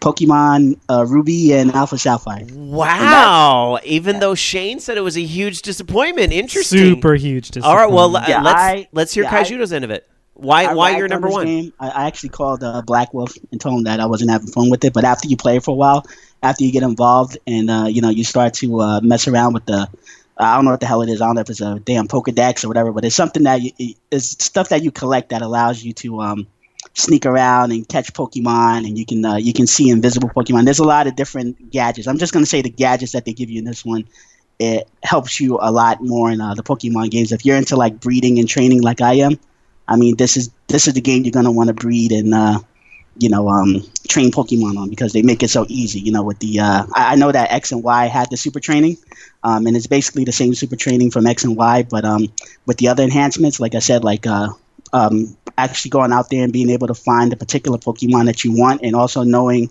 what their stats are going to be like before you catch them. I think that's huge for Pokemon, because a lot of Pokemon was like basically it was almost like if you were going into the store and you were buying like those random decks or booster packs for like Yu-Gi-Oh! Or Magic the Gathering. You never really knew what you were going to get, but this one you actually get a preview of what you're going to get. It's like the more you put into the game, the more you're going to get out of the game. So if you're not really dedicated and putting your effort into the game, you're not going to really get much out of it. You got to really put an effort into it. And plus, the number one thing, which I'm not the biggest Pokemon fan, so like it didn't get me excited right away. But now that I know what it's about, I mean, I'm actually pretty excited about it. You can catch pretty much almost every single legendary that's been in the game, all in that one game. Oh, nice. Like almost all of them. I think there's what Shane will be able to tell me, but I think there's a few that you're not going to be able to get, which were like promotional or something. Mm-hmm. But pretty much a lot of the Pokemon that were like on the covers of all the other previous Pokemon games, you can catch them in this game. So Shane, along with X and Y. It sounds like you're just not giving it a good enough shot. 8 hours is not enough. I actually am in 13 hours. I just turned it on to see. You turned it. Well, he did turn it on. I'm trying to make it not my number 1. And for the reasons you said, I understand why people like it. And there's some cool, like those aspects are pretty cool. But overall, I still think it's like just a cash grab that I just. Do you think part of it is just because you played the story already? Like this, I've never played the original. Like, so how many like, years I'm ago not really... did it come out? It came out like back when a long time ago, and this story, after playing X and Y, I thought that story was pretty good. This one is just really dull, and there's like technically really no new Pokemon, and that's why I play them. All right, you know what though, Kaijudo, your list is your list, and nobody can tell you it's wrong. So I appreciate you calling and sharing with us, and happy gaming. Yep, same to you. All right, happy New Year. We'll see you next time. Happy New Year. Later. All right. I do not see the phones lighting. Actually, I think I saw one more person trying to get through, so I will see if that person comes back through. What's that? Yeah, that's what I thought. So we'll try to leave it open here. 1-877-GAME-OLR. Or username on Skype, Orange Lounge Radio, all one word. And then when we wrap this up, we will take it over to the rest of the stories. And then we'll see what time we have for Skype calls at the end. We might actually be getting our fill here. But we do have another call coming in, so let's get to it. Hi, you're on Orange Lounge Radio. Who's this? Hey, guess who? Hey, it's Rama, and I see, but I don't just see Rama. That's right. Nope. It's also Giovedea. Yep. And her pussy. I'm done. I'm done. Her I'm done. cat, people. It's her pussy cat. But she's petting live on air. She's petting live on air, but it's okay because it's a cat. I'm petting my pussy live on air. God. Is it purring? Yes, he purrs like a race car. All right, kids. Well, you know what the topic is tonight. It's the top 3 games of 2014. So, you guys, what are your top 3 and why? You want to go first? By all means, you go first. All right. Well, you know, Rob, I'm a casual gamer, so I got to play as I travel, or I got to sit down in front of the console and just play for a few minutes and then pick up the game later. So number 3 would be the Lego Movie, the game. Nice. You're actually not the first one I've heard put it in like a top 10. A lot of people seem to really dig this game. Why? What's your why behind that? Besides the fact that the movie was fun, the game is very simple. You sit there, you build things, and you go through it. It's like just pick up and play at any given time. Plus, as you know, with almost every single Lego game, the replay value is just out of this world. Mm-hmm. That's true. Very true. Giovedea, how about you? You're number 3. My number 3 is a phone game, actually. Doctor Who Legacy. Okay. You know what? We're not getting a lot of iOS and Android games. That's pretty fun. Here in the top 3. So what's your why on Doctor Who Legacy? My why is probably the fact that you can capture characters and get characters from the series. Mm-hmm. And I'm a huge Doctor Who nerd. Mm-hmm. But some of the skins for the characters that you can get, especially the ones that they did for their 25 Days of Christmas. Mm-hmm. They went and did some 8-bit skins, different, like they've gone past into the Classic Who and did skins from the Classic Who. So I really enjoyed that aspect of it. Plus, it's, a little bit of a puzzle, so I like it. Hey, I don't know if you guys can hear it, but we're hearing like a high-pitched ringing or something, and I don't hear it because we're on speakers here in studio, so it doesn't bother me as much, but I guess those who are listening on headphones can really hear it, and it's like, really... I could hear it. Yeah, interesting. I don't know. Well, it might be because I'm rebuilding Mako-chan's computer, and it's right next to us, so that might be the case. That could be part of it. It is. I apologize. I am sorry. It also so we'll have to hurry through this. So you're number 2, Rama. Number 2, I'll enjoy my music games. So number 2 would be Final Fantasy Theater Rhythm Curtain Call. Good pick. Why? It's just fun. It's very simple to play. Just tap and follow, tap and follow. Plus, I like some of the newer music and the fact that the new DLC is going into more Square Enix titles. A freaking Chrono Trigger song came out this week. I didn't even think we were going to get that in America. Merry Christmas from Square. Yes. Seriously. Giovedea, you're number 2, and why? My number 2, I only just got it this year, so Deadpool, because it's Deadpool. Deadpool! Oh my god, I love the part when he's in the elevator rocking out. Mm-hmm. And changing out the little box covering his bits. That was possibly my favorite reasoning I've heard for why a game is on somebody's top 3. Deadpool because it's Deadpool. Like, come at me. Come at. How you gonna respond to that? How you gonna respond? You can't. You can't. All right. Last but not least, number one's Rama. Number one. Well, as most people know, besides music games and RPGs, my one thing is puzzle games. You put a puzzle game in front of me, I will just keep playing it until I can't play it no more, or until my battery dies on my phone. So my number one pick would have to be Diamond Digger Saga. I don't even know this game, Diamond Digger Saga. Why this of all the puzzle games out there? Because it's the way it plays. You're pretty much clearing up bricks. Water's coming down to collect the different items to gain points, and in some of the levels, you're just clearing out diamonds and rubies for maximum amount of points. It's just fun. It's fun, damn it. It's fun. And I tell you this, I enjoy this more than I do the Candy Crush one, because I got tired of that one. I hit level 385, and I said, the hell with this. I'm done. I still can't believe you, of all people, are my Candy Crush addicted friends. Oh my God, I can't with you. You shouldn't support them, though, because of how they stole from... Well, he didn't. He quit. Good. All right. All right. Last but not least, your number one, Giovadea. My number one is South Park: Stick of Truth. Oh, that's a good pick. And again, one of those ones that came out earlier in the year. And, there's been a lot of... I forgot that was this year. Yeah, right? There's been a lot of Ubisoft boos in the past few months between the Assassin's Creed mess up and the new Tetris. And, there's been a lot of stuff where people are getting irritated with them. But earlier in the year, they were really knocking it out of the park between Child of Light and the South Park game. But what's the why for you on that?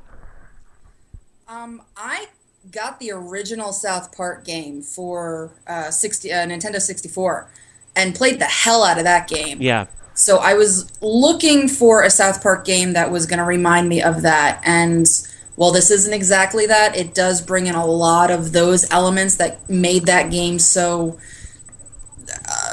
crazy.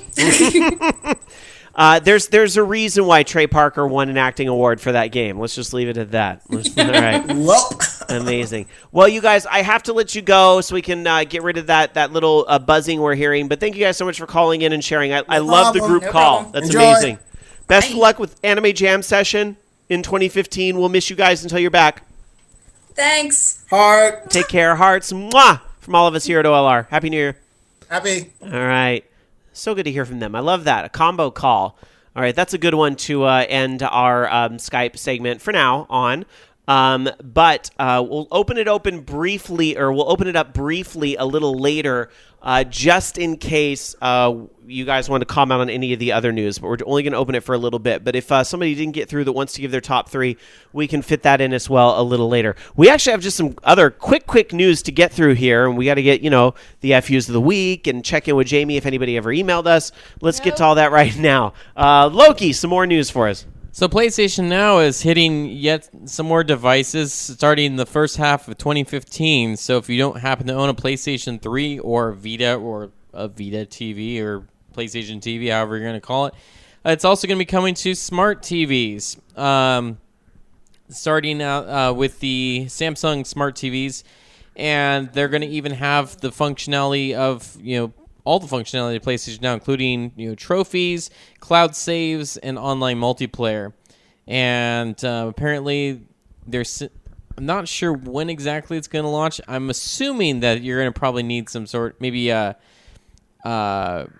looks like it supports the DualShock 4 out of the box. So you would have to buy a DualShock 4, but then you'd be able to play with that. That's pretty cool, actually, that they're going to have that. I'm still waiting for when they actually have streaming PlayStation 4 games on there, and also when it becomes more affordable, and if they had some sort of monthly thing where I could get whatever I want. Still, the fact that they're building that into TVs, I mean, I don't think these are the types of TVs that a lot of people are going to buy. These are more the high-end TVs, but that's still pretty impressive. Well, the fact that it's on a smart TV, though, most of these smart TVs run off of Android, and I know that I've already seen some stuff leaked out there. I don't think there's an official app for it, but I've seen people using, even like the streaming to Android devices, not necessarily PlayStation Now, but like with not SharePlay, but what do they call that? I don't remember now on the Vita, where you can stream remote play. Yeah, remote play. So that's pretty cool. Yeah, very cool. All right. Well, speaking of PlayStation, some folks may be interested in a sexy red PlayStation 4. Sadly, not something that's coming here in the U.S. Didn't they do like a red PS3 in Canada? I seem to remember that one year because it looked really awesome. And this one looks awesome too, but it's only in Japan. Still, some of you might be importing it or trying to get a hold of that controller. I don't know.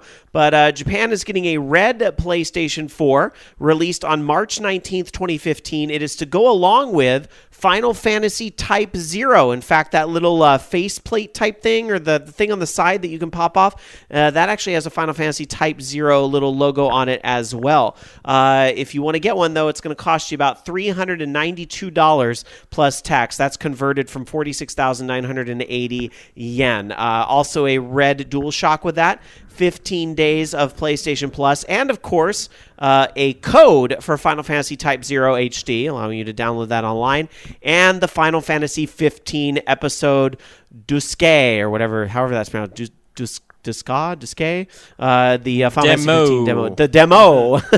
There's also a unique PlayStation 4 theme that apparently comes with that. I would like to know why we still don't have the Final Fantasy 14 PlayStation 4 theme here that Japan got. Japan gets all the cool stuff. You guys. Anyway, nothing about that PlayStation 4 coming out over here, although people do sure seem to love their limited PlayStation 4s over here, too. If that PS1 PS4 is any indication, that thing sold out within seconds. It's pretty crazy, so there might be a demand for this as well. You know, crazy little side story. When I went to the movie, I mentioned I went to the movies on Christmas Day with Shane. We went and saw Mockingjay, which was great. But I don't know if you noticed during those commercials that they were showing before the movie, there was a lot of video game representation. There was a commercial for Smash Brothers Wii U, right? But there was a commercial for Final Fantasy Type 0. Yeah, I had no idea. I wasn't noticing because I definitely didn't point it out a couple times while we were sitting there. I know, right? But that's still kind of, it took me by surprise that we were seeing that in the movie theater. I had seen the Smash Brothers one already in another movie. I don't remember which one. But yeah, the Type 0 one, for it being kind of still far away in a sense, that did catch me off guard. Yeah, and the fact that they actually mentioned the Final Fantasy 15 demo as well was kind of surprising. Yeah, and then it was at Amazon. Yeah. So that was just kind of a random little aside there. But there you go. If you want to get the red PlayStation 4, it will be available in Japan. We would usually, at this portion of the show, open up the mailbag. Mailbag at orangeloungeradio.com. I'm sorry. Wow, Rob, it's only been like 6 months since we changed the address. Rob, get with the program. Participate at orangeloungeradio.com is the place where you can send us your emails. Not precipitate, participate at orangeloungeradio.com. Persephone Tate. Is where you can, Persephone's taint? What about? Okay. Participate at orangeloungeradio.com is the place where you can send emails every week, and Dark Sakura will dive into the mailbag head first and read some of her favorite emails here on air. However, Dark Sakura, how's the mailbag look tonight? I landed on my ass, not a damn thing. Well, so much for the mailbag segment tonight. You people are not sending me any emails. Well, here's the thing. I know there's a group of you that can't be here Sunday night, and you listen during the week on the podcast feed via Stitcher, iTunes, or whatever. You know, thank you for your support, even though you can't be here live. You can send us your top 3 and why. And if you want to do the thing, and Rob will read it next week. And if you we'll get Shane to read the mail. And if you want to participate with Shane's, I would, but I might not be here next week because of work. Oh, so yeah, he works later. So, but I'm not there now. But if you want to participate with Shane, you can also do your 3 most disappointing games of the year and why. It's more fun to say your disappointing ones because you have to really think just for example, in the studio tonight, how many of our favorite games overlapped? A lot. And there are so many other games that wouldn't make your top list, but there's like tons of games that can make your bottom list. So you're trying to say that we have to decide if we want to be a top or a bottom? Is that what you're trying to say? You are disgusting. That's what I decided. All right. Anyway, let's see. I'm trying to think of 3 disappointing ones for me. The new Tetris game, for sure, would be on my list. That actually kind of like pisses me off, how you can screw up Tetris. That's on my list for sure. I was reminded that the Final Fantasy VI remakes for iOS and Android. Did you play it, though? Yes. Oh, you did? Okay. Because I think you have to at least play it before you say it's terrible. Not my cup of tea. I didn't like Octodad that much. Really? Yeah. Well, that's too bad. It's cute, and I like making fun of it, but I didn't really care for it. Mm-hmm. You could throw Warlords of Draenor on there for the same reason I did Destiny. Like, it's not a bad game. It's just not good. I would feel bad. Well, but it is the best expansion since Wrath of the Lich King. I can't, even though I may have canceled WoW this week. The Sims 4. Really? Because when it was released, it didn't have no crap. pools. There were no pools and hardly any furnitures or outfits or anything, and I just didn't want to give it another chance. I watched a bunch of playthroughs and people playing it before I was going to decide if it was going to get my money, and it didn't. Interesting. All right. Well, we don't have any email tonight, and we're getting into this talk about disappointing. I really think it's the cue to get into the FUs of the week.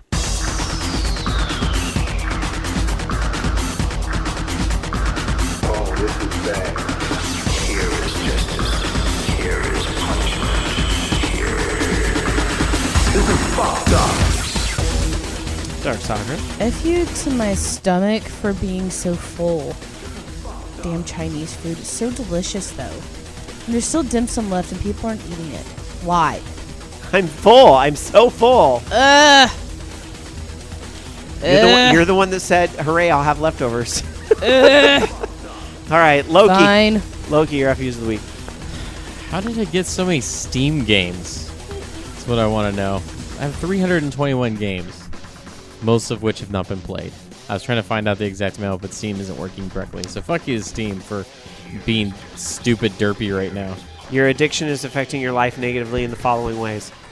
Yes, Dark Soccer? I actually just thought of another honorable mention. For a game Borderlands, the presequel. Oh. It was really fucking good. Oh. Okay, now I'm done. Shame on you for forgetting that whole time. F you to Jamie for being... let's see, my FU of the week goes to the fact that I have to work tomorrow. I mean, I like my job and everything. Don't get me wrong. Please don't fire me. But, oh my gosh, it's so hard after a holiday break to have to go back tomorrow. If I didn't work tomorrow, I would stream Five Nights at Freddy's or something tonight, but I can't, so. You still could. Again, cry yourself to sleep. It'll work. I mean, how long has he really got to stream it for? I mean, probably in 20 minutes, and you'll die so many times. I have to be up at 6 a.m. tomorrow. Oh, Anyway. boo-hoo. Yeah, boo-hoo. Oh. Boo-hoo to poor me. baby. Poor me. I know. I have a rough 6 life. a.m. Oh, that's like sleeping in. All right, Shane, do you have any FUs of the week you want to get out of your system? FU to working what basically amounts to 11-hour days for the past 3 days and the next 2 days, and then a small break, and then doing it all over again. It's very tiring. All right. There it is. Your FUs of the week. Jason in our chat room over at live.vognetwork.com saying, how did I get so many games? Ha, ha, ha, ha, ha, ha. Too many bundles and Kickstarters. But Jason also says 5 days off has been amazing. I agree. 5 days off has been amazing. If only I could get another week like a lot of my coworkers have. Oh, well. It is what it is. Just a couple more stories for you guys, and then we will quickly open to the Skype line for any other comments you want to throw out there on tonight's show. But then we're going to wrap up here. So, Loki. All right. So, excuse me. This is kind of interesting, I guess. You know how they kind of frown upon, having emulators and stuff on, iOS. Well, there's another one that snuck on there, and it's in the form of a program called Floppy Cloud. Yes, you gotta hate that name, but Floppy Cloud is basically supposed to be some sort of file management app, which it's supposed to let you manage files, but also allows you to connect to your Dropbox account and load ROMs, which when you manage one of the Super NES or NES ROMs, it also happens to manage to pull up an emulator for said ROM. And so you can check it out before they pull it. It's $1.99 on the iOS store, and it looks like it's pretty easy to actually do that. Already gone, and it was gone by the time this story was making its way around the blogs, which... You got to hand it to the guys who tried to sneak it in. They put it up on the day that Apple was closing all the submissions for the holidays, where they were going on the break or whatever, and it still got pulled, even though somebody had to come in on their day off to pull that game. So you're not going to be able to get that. That's why Nintendo has lobbyists. Okay, well, that's funny about the emulator, but technically those are illegal. But it does also go to show that even though Apple screens everything before it goes on the store, they can't catch everything. That's not the first time an emulator snuck through. Well, it's hard to imagine. It's a file management software. Well, and then, this whole thing was deceptive. I mean, it was just the creators who did it. Just probably had the intent of sneaking on an emulator onto the iOS, and they did it. But who knows at what price? I'm sure they lost their Apple license or whatever, all that. So, all right. Anyhow, one more story for you guys, and this is pretty awesome. I guess what's going on is that there is a remake going on of this game, and I don't know much about this game, but I've seen some stuff on YouTube, and it's kind of like batshit crazy, for lack of a better term. This is the type of game that Jamie probably knows stuff about because it's crazy. It's called LSD Dream Emulator. Oh, yes. And it was, of course you know this one. It was on the PlayStation, and I didn't know a lot about this game. I somehow missed this, but you can see some stuff on YouTube about it. And it's just, I don't even know how to describe this game. It's like, when you call it a dream emulator, it's basically like a bad LSD trip, but on PlayStation 1 style graphics. So it's all like polygon. And you were supposed to walk through these different levels of this guy's freaky dream. Mm-hmm. It was really, really just a weird game. I've even heard of this game. Yeah. There's full playthroughs of it online.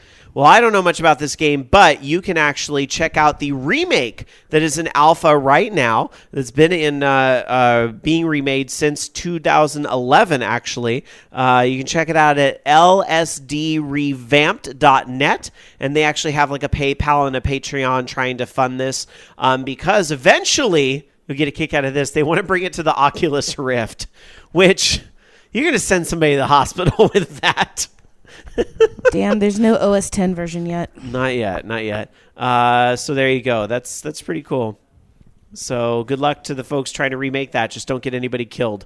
All right, there it is. That's it for our gaming news tonight. I am going to open up the Skype line real quick for anybody else that wants to share their top threes or anything else that we might not have covered tonight. So that is open right now at 1-877-GAME-OLR or a username on Skype, Orange Lounge Radio. I thought I'd check in with Loki and see, if there's any last-minute stories. There is actually. Oh, wow. It's pretty decent. Apparently, AMD is building chips for a console that's going to debut in 2016. Oh. Yes. So, Ouya 2. They haven't said what it is yet, but there's a lot of people that are probably instantly assuming it's Nintendo. But you know what? Even though Shane made a joke over there, don't count out that it's somebody else doing a console that you might not have even thought of yet. So. Yeah, so that'll be interesting to see what exactly that is. Maybe that Apple console finally? I don't know. You never know. Again, 1-877-GAME-OLR or username on Skype, Orange Lounge Radio. This is pretty much the last call. Philips, they're coming back. Philips CDI 2. All that money they didn't win off the patent lawsuit. They're going to fund a new console with it. You know what my number one game should have been? But you would say no still? What? Suikoden 2, because it got re-released this year. Okay, Jamie, before the show, you told me you were going to put a different game on your list that's in a very similar category. And I said, you do what you want. It's your list. I was going to do the bourbon. You told me I couldn't when we were talking about it last night. No, you didn't. You never said you wanted to do Suikoden 2. Yes, I did. Yes, I did. It would have been my number 1, 2, and 3. Well, fine. And honorable mentions. You can change your list then. Nope, it's already been recorded. I ruined everything. As usual. Wham. All right. Well, while I wait one more minute here, see if we get any calls, I will mention next week on the show, we're going to be doing our predictions. We're going to bring Listless back tomorrow. Some folks asked why we didn't do Listless tonight. I'm sorry, next week. Some people asked why we didn't do... Bitch, I won't be here. I'll just be doing a show by myself. Poor lonely Rob. It's the Lonely Rob Roberts show. Boo. Rob is the lonely I live I'm so bored. I guess I'll play Five Nights at Freddy's. Now I'm bored and scared. All right. You know what, Rob? What? If you decided to do Five Nights at Freddy's, I would stay here with a blanket and cookies to comfort you in your fear. Aw, I'd almost do that for the cookies, actually. And then I would throw up. All right. Next week on the show, we're going to be doing predictions for 2015, and we're going to look back at the 2014 list that we did and see what actually came true from that list. And see what happened there, and laugh about how stupid we were a year ago, and then we'll do it all over again for next year. How's that sound? And the cycle will just repeat Sounds itself. fun. As we go into our lucky 13th year of broadcasting here at Orange Lounge Radio. That's right. June of 2015 is our 13th anniversary. Wow. This show becomes a teenager next year, if you can believe it. All right. Well, nobody's calling in, so I guess we will start to wrap up the show. We heard from so many of you earlier anyway with your top three. If for whatever reason you were just slow on the get-go there and you didn't get through, you can always send us an email, participate@orangeloungeradio.com, or you can send us a tweet, twitter.com/OLR. The Fugle question, additionally, will return next week. But we are about to 9 o'clock anyway, so it is about wrapping up time here at Orange Lounge Radio. I want to thank all you guys for listening to the show and supporting independent radio. Thank you very much for your support throughout 2014. We've accomplished a lot of awesome things this year. We went to a lot more conventions and did a lot of very awesome things at places like Dragon Con. I look forward very much to attending shows like PAX East next year. I'm going to finally be returning to, and some other cons. I'll be back at Dragon Con 2015 as well, and just continuing to get out there, have fun, meet people, hang out, and talk games. That's what it's all about. So thank you guys for being here and being along for the ride. If you liked what you heard here at Orange Lounge Radio, please tell a friend or two about the show. Help spread the word because, again, we don't have any giant website or magazine or something backing us. All we've got is ourselves. So please help spread the word. A nice 5-star review on a site like iTunes or Stitcher goes a very long way as well in helping us to get noticed. So we appreciate all of that support. Let's go around now and get everybody's final thoughts of 2014 here on this last live show at VOG Network for 2014. Anime Jam Session is going to be off from the live show this week. They're doing a pre-tape thing. So we are the last live show of 2014, believe it or not. So let's go around and get everybody's final thoughts. Shane, since you sat in on the last bit of the show here, thanks for crashing the show. Appreciate it. Yeah. Bringing a little disappointment onto the show. I try. With your disappointing list, of course. I don't mean you're disappointing. Yes. Your final thought for us tonight. I don't know. All right. Loki, we'll see you next year. Any final thoughts for our listeners tonight? That joke is so old. I'm going to work more on my game, and hopefully I'll have actually something to show for it next week or even in the middle of the week. That's my goal. And, because if I don't have anything to show for it by the end of next week, it's not looking good. 2 weeks left. I know. I'm in the same boat where it's like, oh, shit, I hope I can get some work done on New Year's Eve. Then it's like, what work are you going to get done on New Year's Eve? So I just got to make time earlier in the week. Take too long. Yeah, I'm hoping. All right, keep in mind, I don't know shit about Unity, so I'll need a lot of help. All right, you may end up doing my game. I'm just kidding, Logie. All right. My final thought for the year is thank you, everybody, and I look forward to hopefully some more projects in 2015. I sunset some big stuff for myself this year so I could open up some new doors next year, and I look forward to exploring that as we move into 2015. So I hope you guys will like some of the stuff that I create, and thank you guys so much, as always, for your support. Last but not least, Dar Sakura, your final thought for the whole stinking year. But. And we'll leave it at that. Have a wonderful night, everybody. Have a safe and happy new year. And we will see you on the other side in 2015 here on Orange Lounge Radio. Have a wonderful night, everybody. Good night. You've been listening to Orange Lounge Radio. Orange Lounge Radio is a production of OLR Studios. To join us for a live show, tune into vognetwork.com Sunday nights at 6 p.m. Pacific, 9 p.m. Eastern. The views and opinions expressed in this program do not necessarily reflect those of the staff of Orange Lounge Radio or VOG Network, but you know they were all still true. See you next week.